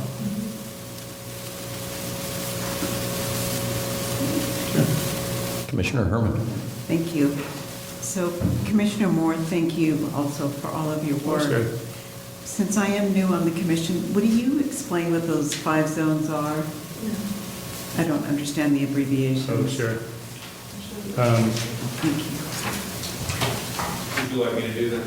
Yeah, you want to put it up on a map? I'm sorry, I don't have access, I don't think, to the Astoria GIS on this. But basically, It's something about the county, yeah, but it doesn't show the zones. I think I can describe it more just off the top of my head. The AHC zone is basically the hospital and the cancer center. The C3 zone is all of the kind of general commercial zone that stretches along Marine Drive, both on this side of the hill and around to the west side, to the Dairy Queen. HR is, it's one of the mill ponds, it's a very small mill pond zone, I think where the Walter Scott cleaning supplies is. LS is the local service zone that you just looked at for the expansion of the co-op. And S2 is a tourist-related commercial zone that is basically stretches towards from Astoria warehousing down to the port, to the red line. Those are the zones. Thank you. So if these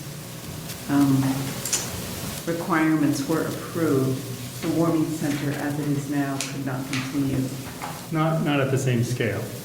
A smaller version of it could, in the residential. Yeah, I just don't think it's realistic to have several other churches taking No. up the slack. No, I don't either. And I understand it's a lot of impact on one neighborhood, but then it would be distributing the impact into several neighborhoods potentially. That's just one thought, but that's not necessarily a reason not to go ahead with these requirements.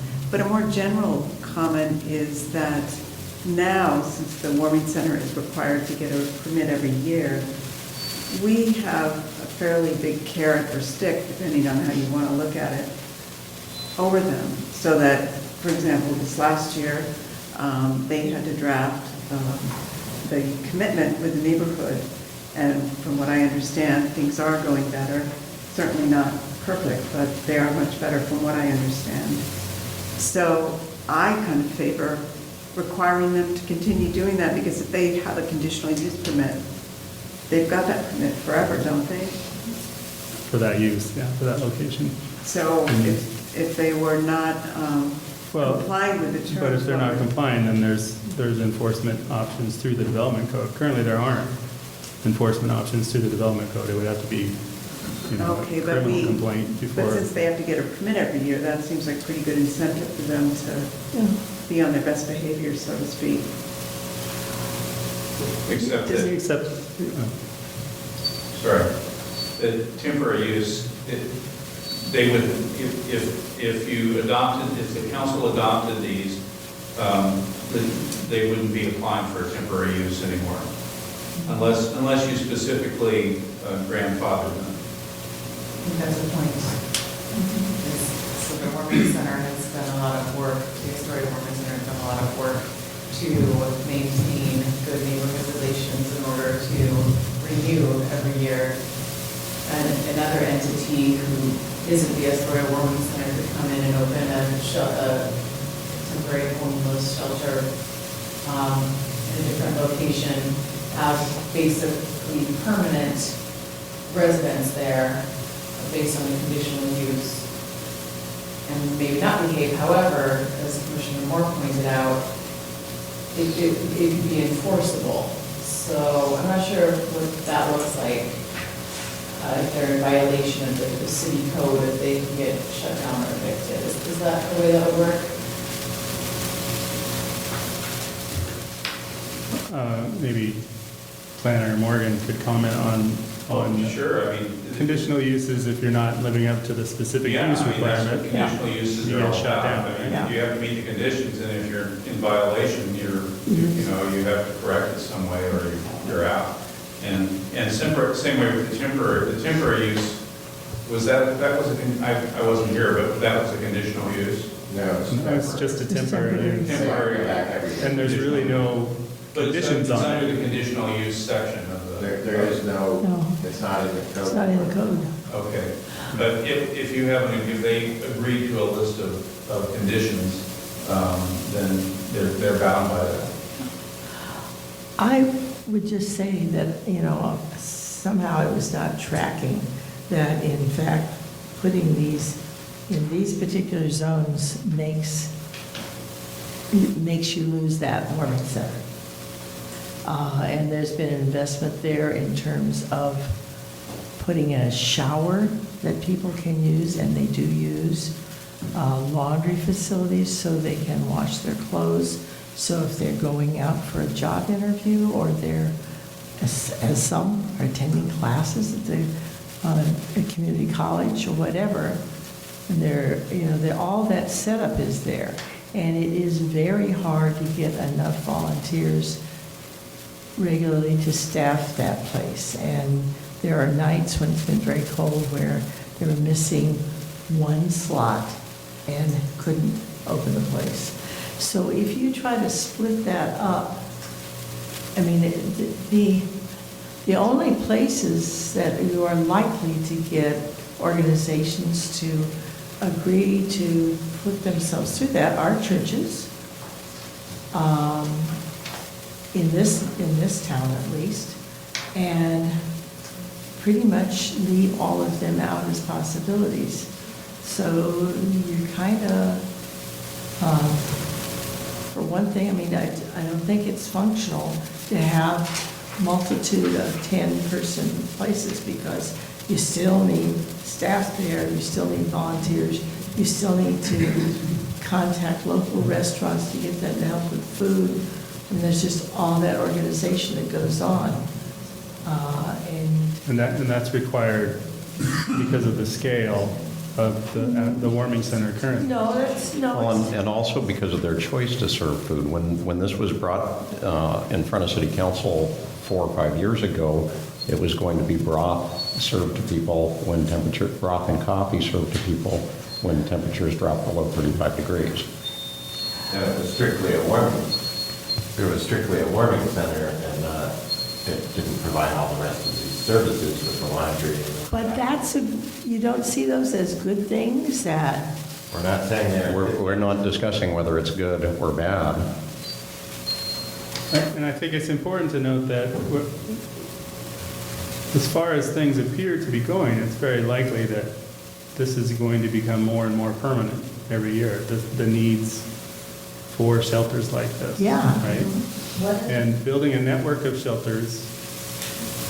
how are you going to get volunteers? You have like 100 people volunteering there to just barely keep it open. For a large scale shelter, well, I recognize economies of scale and how a large shelter is easier than a network of smaller ones, okay? But what I don't want to see happen is an invasion of a neighborhood by a growing shelter. And I don't think anyone in here thinks that homelessness is going away in a year or two. And in fact, a lot of us might think that it's going to grow.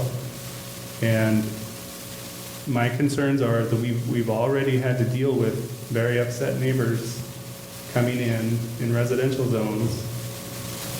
And if this if this issue is growing, I'm very reluctant to let a larger and growing shelter establish in residential zones.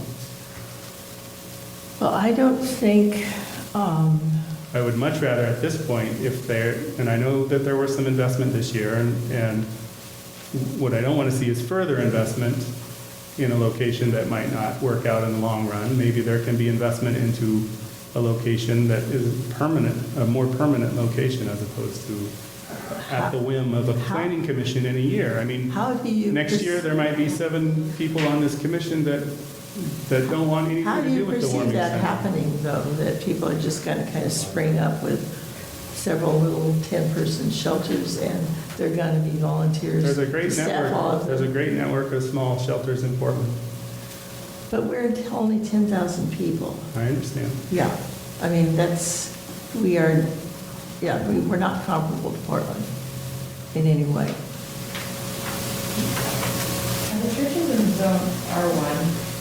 Is it currently zone R1? The church is what? Is the church that the warming center is currently in zone R1? I believe that's an R3 zone. Oh, yeah, the back of the thing. I have an idea based on the discussion. So what if we added the zone R3 to the list?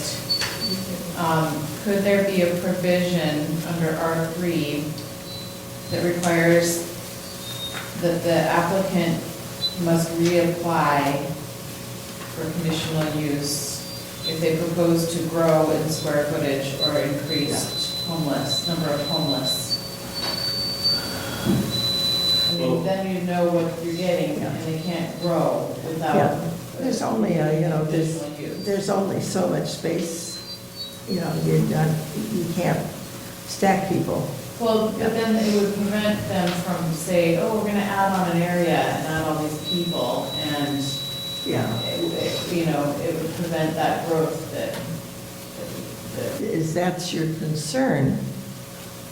You know, I think a limitation on how many people can be served.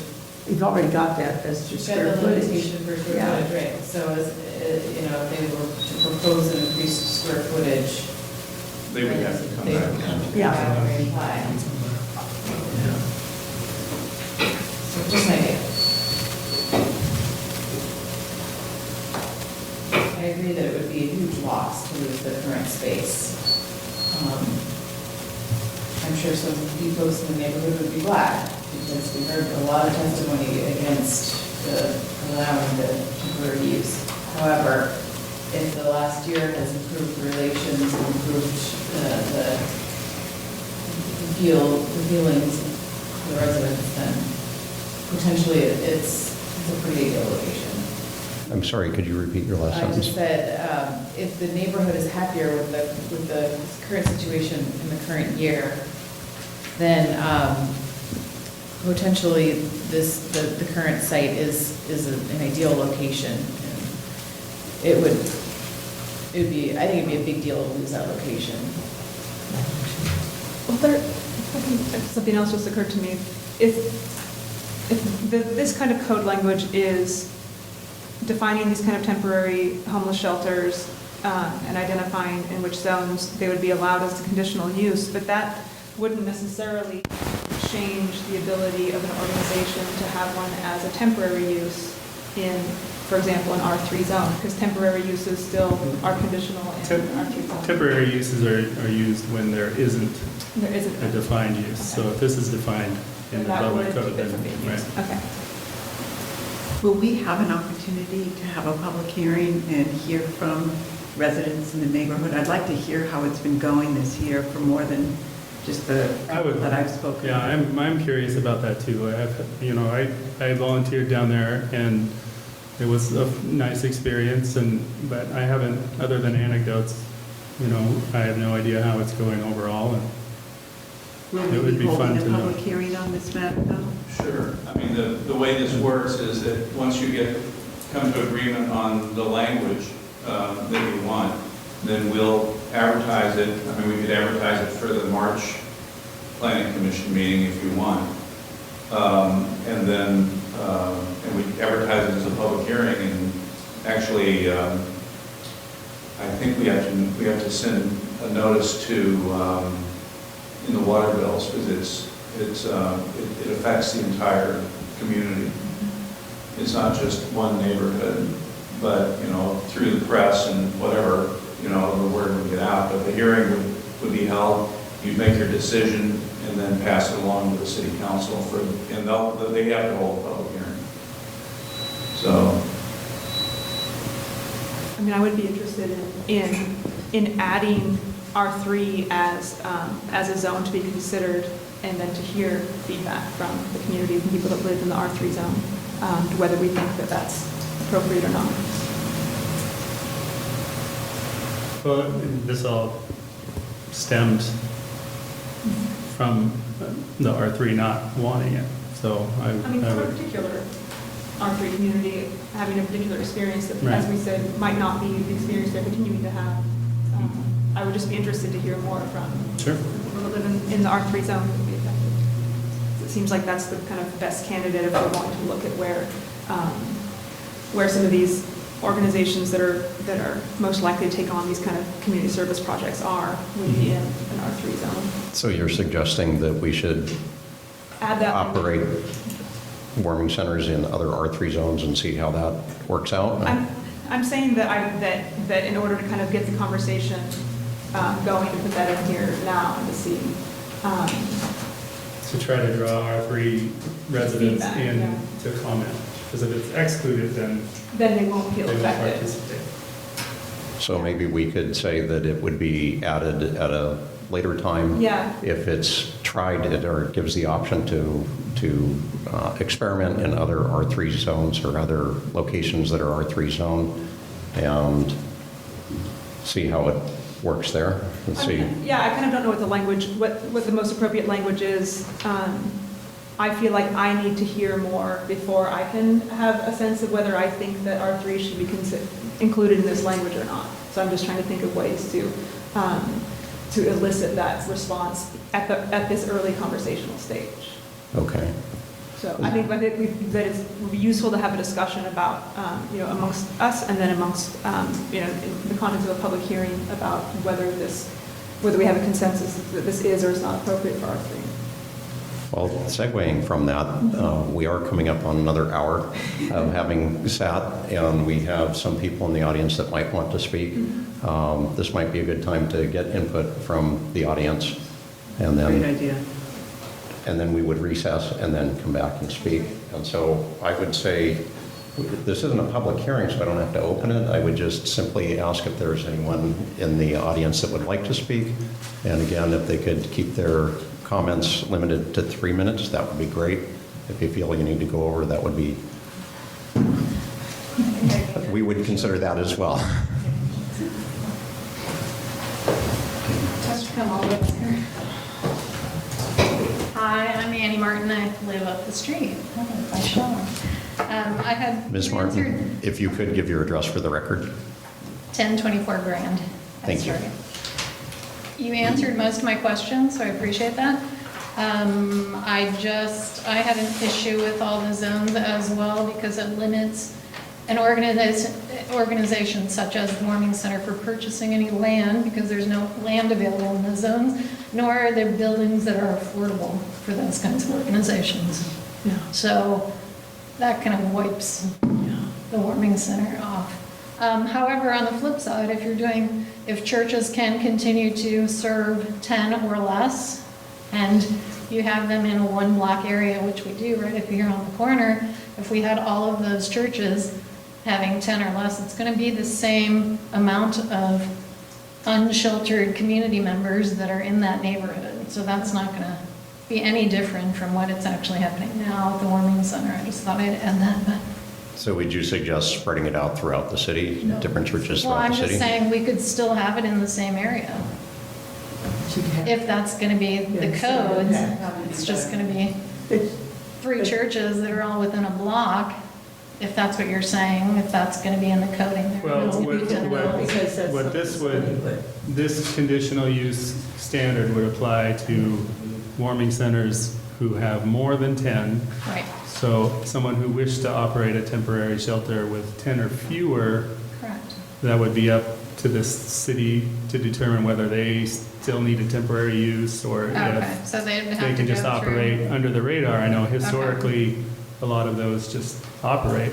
They So don't if need there were, permission so if there necessarily. were 10 or less, you'd have to go through the whole public hearing and the whole temporary. I don't know that that's a true statement. Okay. You could just operate. The warming center operated for quite a few years without a temporary use permit until they grew to a scale where they were impacting the neighborhood and then the city had to get involved. And so this has come from that, Right. partially to prevent continued growth and continued impact on the neighborhood that when it reached the scale that it has now, that's when there were serious concerns about it disrupting the neighborhood. And so part of this would be to ensure that it doesn't continue to grow, but I don't know how many more square feet they have in there to service because any we're more people limited either. to an amount of square feet, and because Right. it's an historic church, they can't really add any rooms or anything. Yeah, so, again, I think that's all I had to say. Thanks. Thank you, Ms. Martin.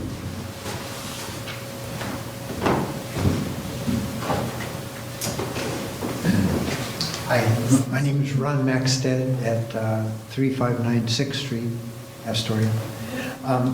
First of all, I'd like to thank you very much for thinking about the warming center. I mean, I appreciate all that you guys have done, and I think you've given us guidance that we needed. We certainly needed awareness that we were impacting the neighborhood, and I think we this year have tried to implement your guidance. We are not permitting people to gather before entering. we're discouraged them not to stand in front of the place and to, to wait until we're open to come in. And so we are trying not to have, problems that we had last year. As far as another aspect is that I would certainly like to see included in this document the R3 zone, because we are in the R3 zone. And I would not want that to be, to be excluded or to be down to just 10 people. I think we're kind of capped at, we're averaging 25 people. Last year it was 35, and I think implementing all that we've done, not staying open all the time, has discouraged people from coming from other places. But we seem to have this resident population that, that's been averaging 25 for this season. Another aspect is that the crime watch, I would like to see that, or calling it a neighborhood watch, that's fine. I think a half hour before and a half hour after would be reasonable. There is, we haven't had any crime that I know. I'm not sure that there's been any crime reported, something happening that's actually criminal due to our warming center. So I feel that we want to specify that we have a half hour before and after to stand out there to monitor things. That seems to be, I would feel, more practical to do. And locating it in other locations, it would be great if we could, get into a place other than where we are, into a commercial zone or something like that. But that's not happening right now. I think we have to deal with what's currently happening and dealing with the people that we have today. And we're certainly still on the lookout for other places. But, so thank you very much for doing that. Thank you, Mr. Maxted.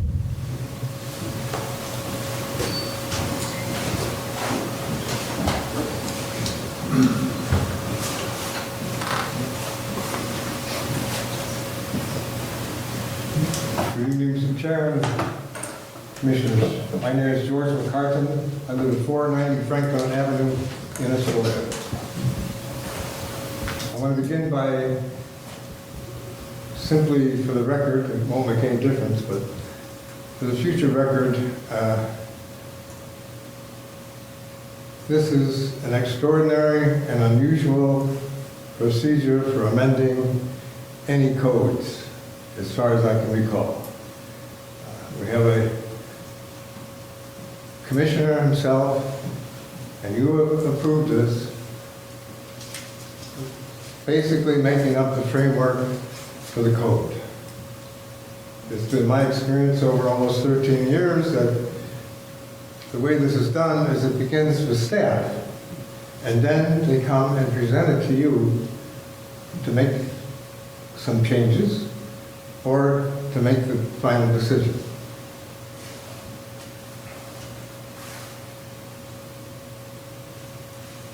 There's no mention in the, I'll go to 1180B.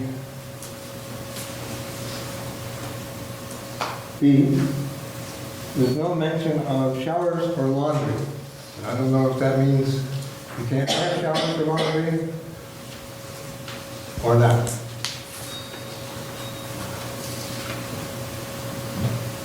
And then as far as the size, every individual, I'm sorry, down to part 3, the maximum number of occupants, the maximum number of allowable occupants shall be calculated using the factor of one individual for every 35 square feet. That's exceeding already what presently exists, which means in order to operate in that facility, you have to get permission from the church, which is, my understanding, rather reluctant to let us expand into an area that would then maybe be able to raise that up to 35 square feet. The one that is really troubling is the life safety requirements. That's under 5, life safety requirements. Weapons. We've been confiscating all weapons without too much to do for the past 4 years that the operation's been going. But now we're saying we will not admit them into the shelter even if they have a firearm. Now, you know, there's an awful lot of people with firearms. I don't know how many of you have firearms. Permits for permits for concealed weapons. Are you saying that the homeless people are not allowed to have a permit or to have a gun at all? We don't want them to, you know, have them on their person when they're in the shelter. And they, in fact, we have a locked up box where everything goes. And it's worked. And especially disconcerting is that if you find out they have a firearm, you have to contact the Astoria Police Department. On what basis? On what basis would you contact? Because they're a homeless person or what?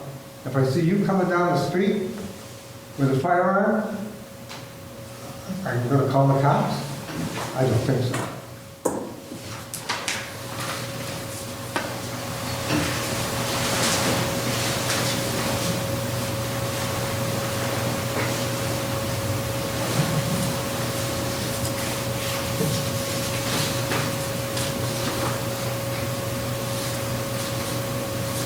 And the parking spaces, of course, are somewhat ridiculous. If you ever went down there, you'd see maybe one car there, 2 at the most, and one car is probably the staff, and the other car is from the bed and breakfast next door, because they don't have a lot of parking, and they let their cars park in the church parking lot. Thank you very much. Thank you, Mr. McCartan. Anyone else? Yeah.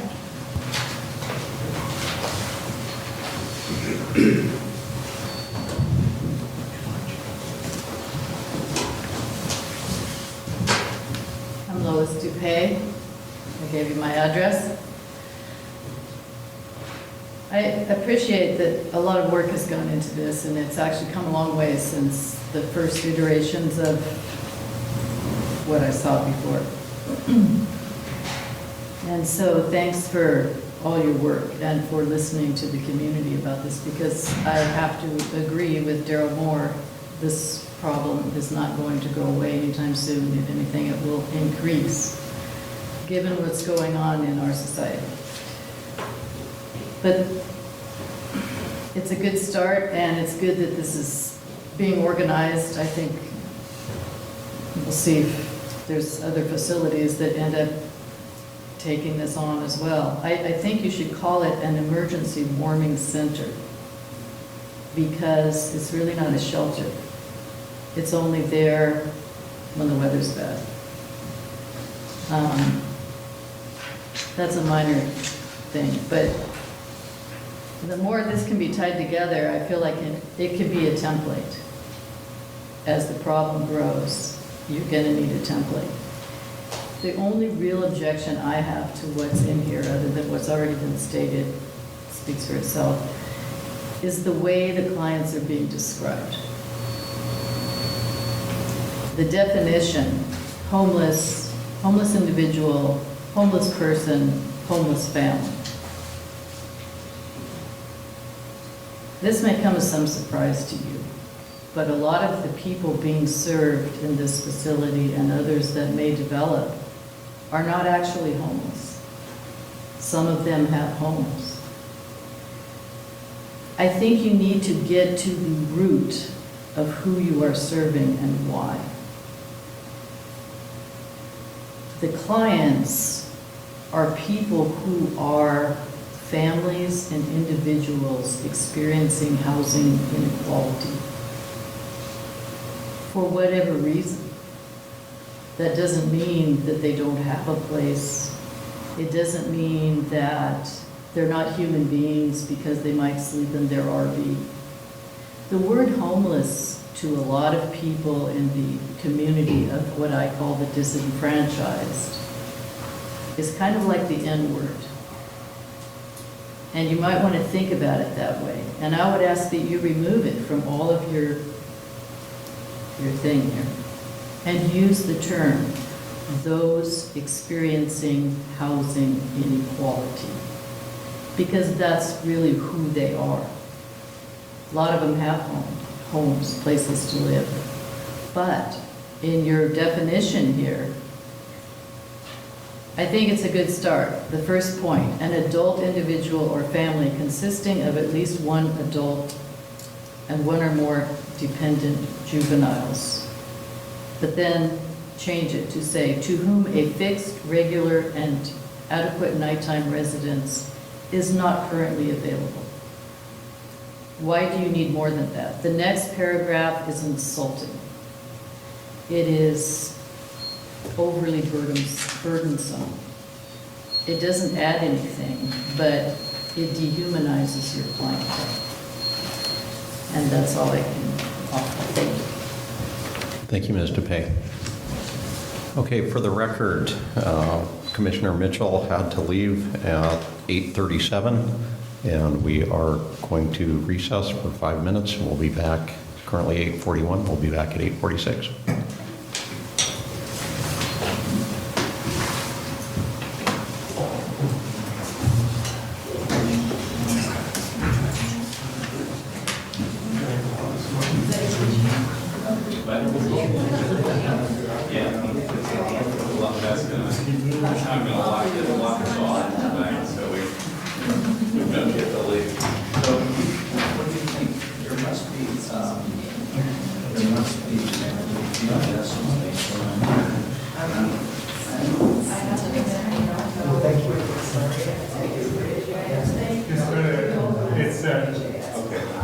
Go to gis.astoria.org.us.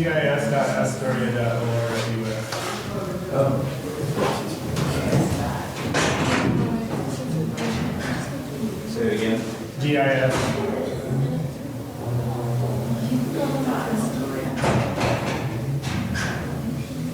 .or.us.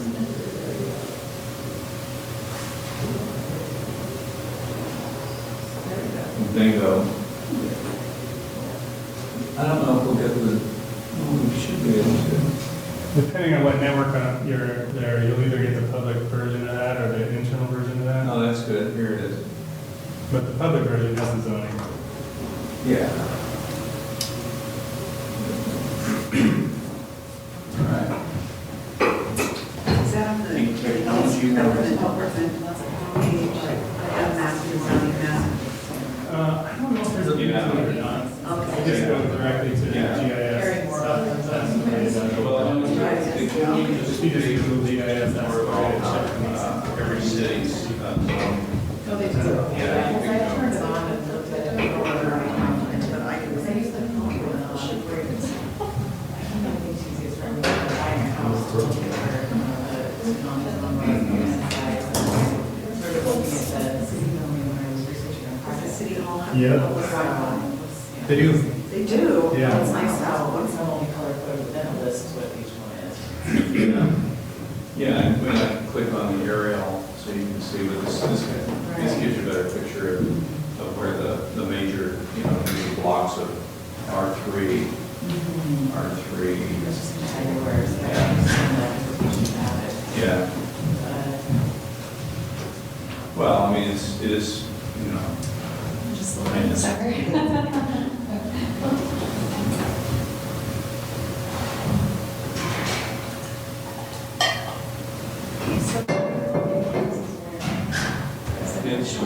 it's right there, right in the.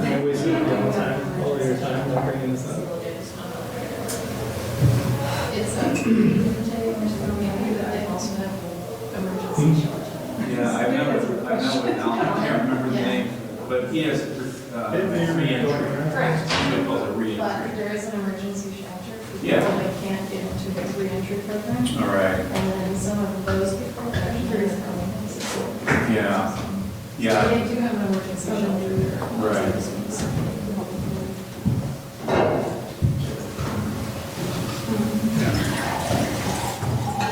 What I would like to see for them to have an emergency shelter.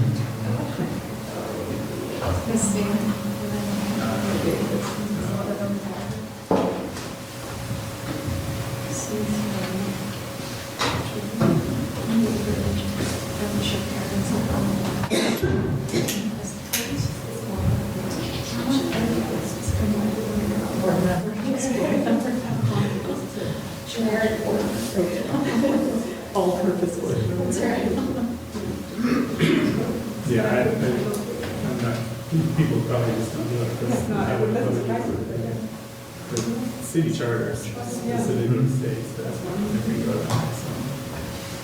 so George has been very active in community, so.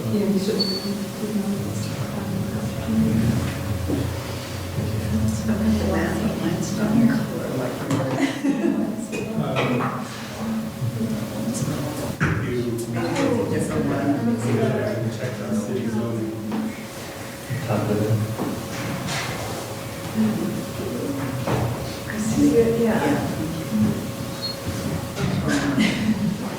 That's what zoning is. I know, it's not very mobile friendly.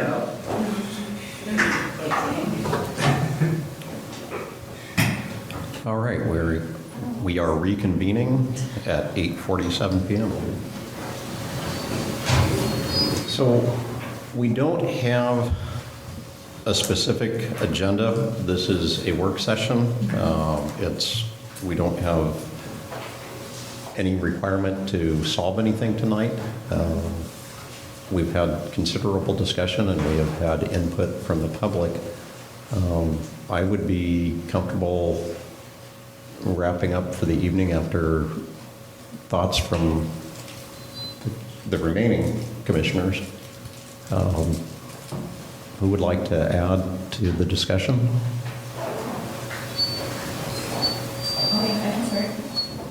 Commissioner Henry. Okay, so I appreciated the comments about the word homeless. I don't know how important it is in city code, but I do hear, and I don't know if it's appropriate, I do hear the word houseless, and that's kind of like NPR. I don't know. Speak. NPR. Yeah, and so I don't know if that solves the problem, but that would be a way to keep it simple instead of that really lengthy name that she suggested. And yes, warming center, that seems appropriate. I remember talking about that back at the original hearing last summer. The one individual for every 35 square feet, maybe we could look at that. I'm not sure where that number came from. That comes from the state fire marshal. Fire marshal, gotcha, okay. I thought So it may have. what was your concern about that specifically? No, just addressing a public comment, and I was curious whether that came from the fire marshal. If it came from the fire marshal, it's probably not really up for debate, so. Well, I mean, we could, it's just that almost all of the specific conditional use standard is verbatim from the state fire marshal's recommendation. Okay. Just the couple of things that met with quite a bit of resistance were things that were added based on some other neighborhood agreement stuff. So like the crime watching, garbage watching stuff. Those came from other neighborhood agreements that I had researched and found. So, but otherwise, the fire watch and all of the life safety stuff minus section A, all came straight out of the state fire marshal's recommendation. Okay. I was kind of surprised, and forgive me if I missed it, and I don't want to go off into the weeds here, but I just want to mention, I didn't find any recommendation for a fire extinguisher on premises. That would be covered in building This is code. fire code anyway? Okay. So that would just be folded in because of the general fire code. Okay. There was all the mention of the sprinklers and everything, so it kind of caught my attention. So in addition to, you know, the things we already discussed, I have no additional comments.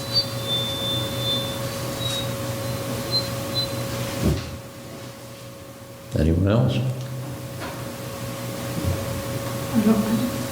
I want to touch on the life safety, the weapons section. I think Mr. McCartan makes some very valid and useful points, and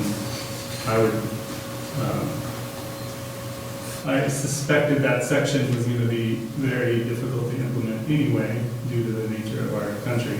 So I would say just remove it, strike it completely, and the 5A, if we want to move ahead with this, I would say just take section 5A out completely, the weapons section, and they can deal with that.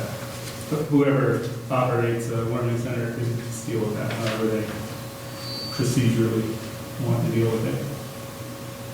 I could see that working, because if we maintain the language that weapons must be confiscated, that it could imply that, you know, people who are houseless are carrying weapons and bringing them with them, and Yeah, that's fine, I say just remove it.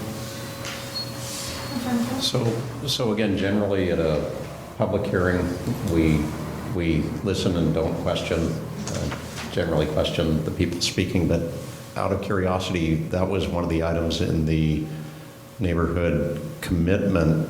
Do you still, and I understand it was the policy prior to the neighborhood commitment, do you still take away weapons at night? Absolutely. Yeah. Okay. But as in, I volunteered there for 2 years, I've never seen it again. I see knives and I see the multi-tool things, Leathermans more often than not. And people need knives for whatever when they're out in the woods or doing whatever they're doing. They aren't staying in the shelter, but that's all I've ever seen. I've never seen. Okay, but you do still confiscate When they weapons? check Okay. in, they have to. So if we take it out of the code, it doesn't mean you can't. Rules at our facility anyway. Right. It's Okay. Absolutely, it's part of our rules. So. Great. Thank you. Sure. My only comment to that could be that we state that they have to have a policy regarding any weapons. But each individual, that's a good idea. Each individual shelter needs to have a policy regarding Yeah, weapons. and leave it up to them. We do a quick poll among the commissioners remaining tonight. Is this something we want to continue to move on, or is this, or are we do not want to move forward as a commission on this at all? I vote move forward. Move forward. I would like to hear from the public more. But definitely Oh, continue. yes. discussion. Yes. I'm happy to move forward as well. I'd like to hear from staff, kind of what they might come up with when they come to the council. Yep, I'd like to move forward. And again, this doesn't mean that we're saying this is done, but I agree, moving forward with public comment and input from staff would be great. Anyone else before? So my only comment would be, and I'm sorry that Commissioner Mitchell isn't here, the difference between having 10 people in a shelter and 35 people in a shelter is exponential. And so consider, I would ask that we all consider that impact in moving forward. That's why I can make one more comment, and that is that having to get a temporary use every year, I think would make investment in a permanent location impossible. who's going to invest $75,000 into a building that you might not be able to use next year? So another motivator for having a conditional use is that it could potentially spur investment in a permanent location. Could also make it eligible for grants that it wouldn't otherwise be Right. eligible for to get the Should location. make money available. Yeah. That wouldn't otherwise be available. Not saying that will happen, but it certainly is something to think about. My other comment would be to remember that this is not specifically regarding an existing warming center. It's warming centers in Astoria in general, and I think that any code that we work on here should bear that in mind, because there is every possibility that this shelter might go away, and there will be a shelter somewhere else that will have its own unique challenges and situations and so on. So again, what we are discussing here is code for an emergency shelter, regardless of what people want to call it. But it is important to remember this is writing code. It is not specific to any existing warming center in Astoria. So I'm What direction should we give staff? Well, I think we've got a lot of good comments here, and I'd be glad to work with Commissioner Moore, since it's on his computer, and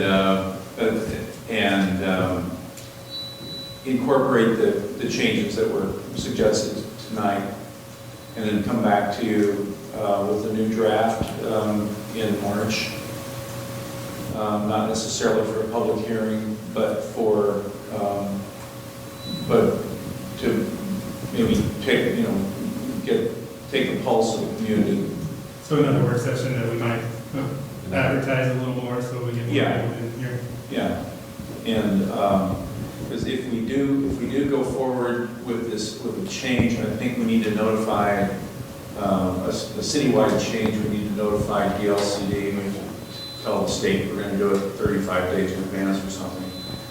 But I think we can have a clean copy by in 3 weeks before your next meeting. Advertise it at a hearing. Do we have other things on the agenda that night? Yeah, there's a couple of items. I'd like to see this be its own work session. I was going to say, to clarify, I'd like to have it as a work session. Okay, you want to make it a work session on that evening, or a separate date? I would say do it the first meeting in April. First meeting in April.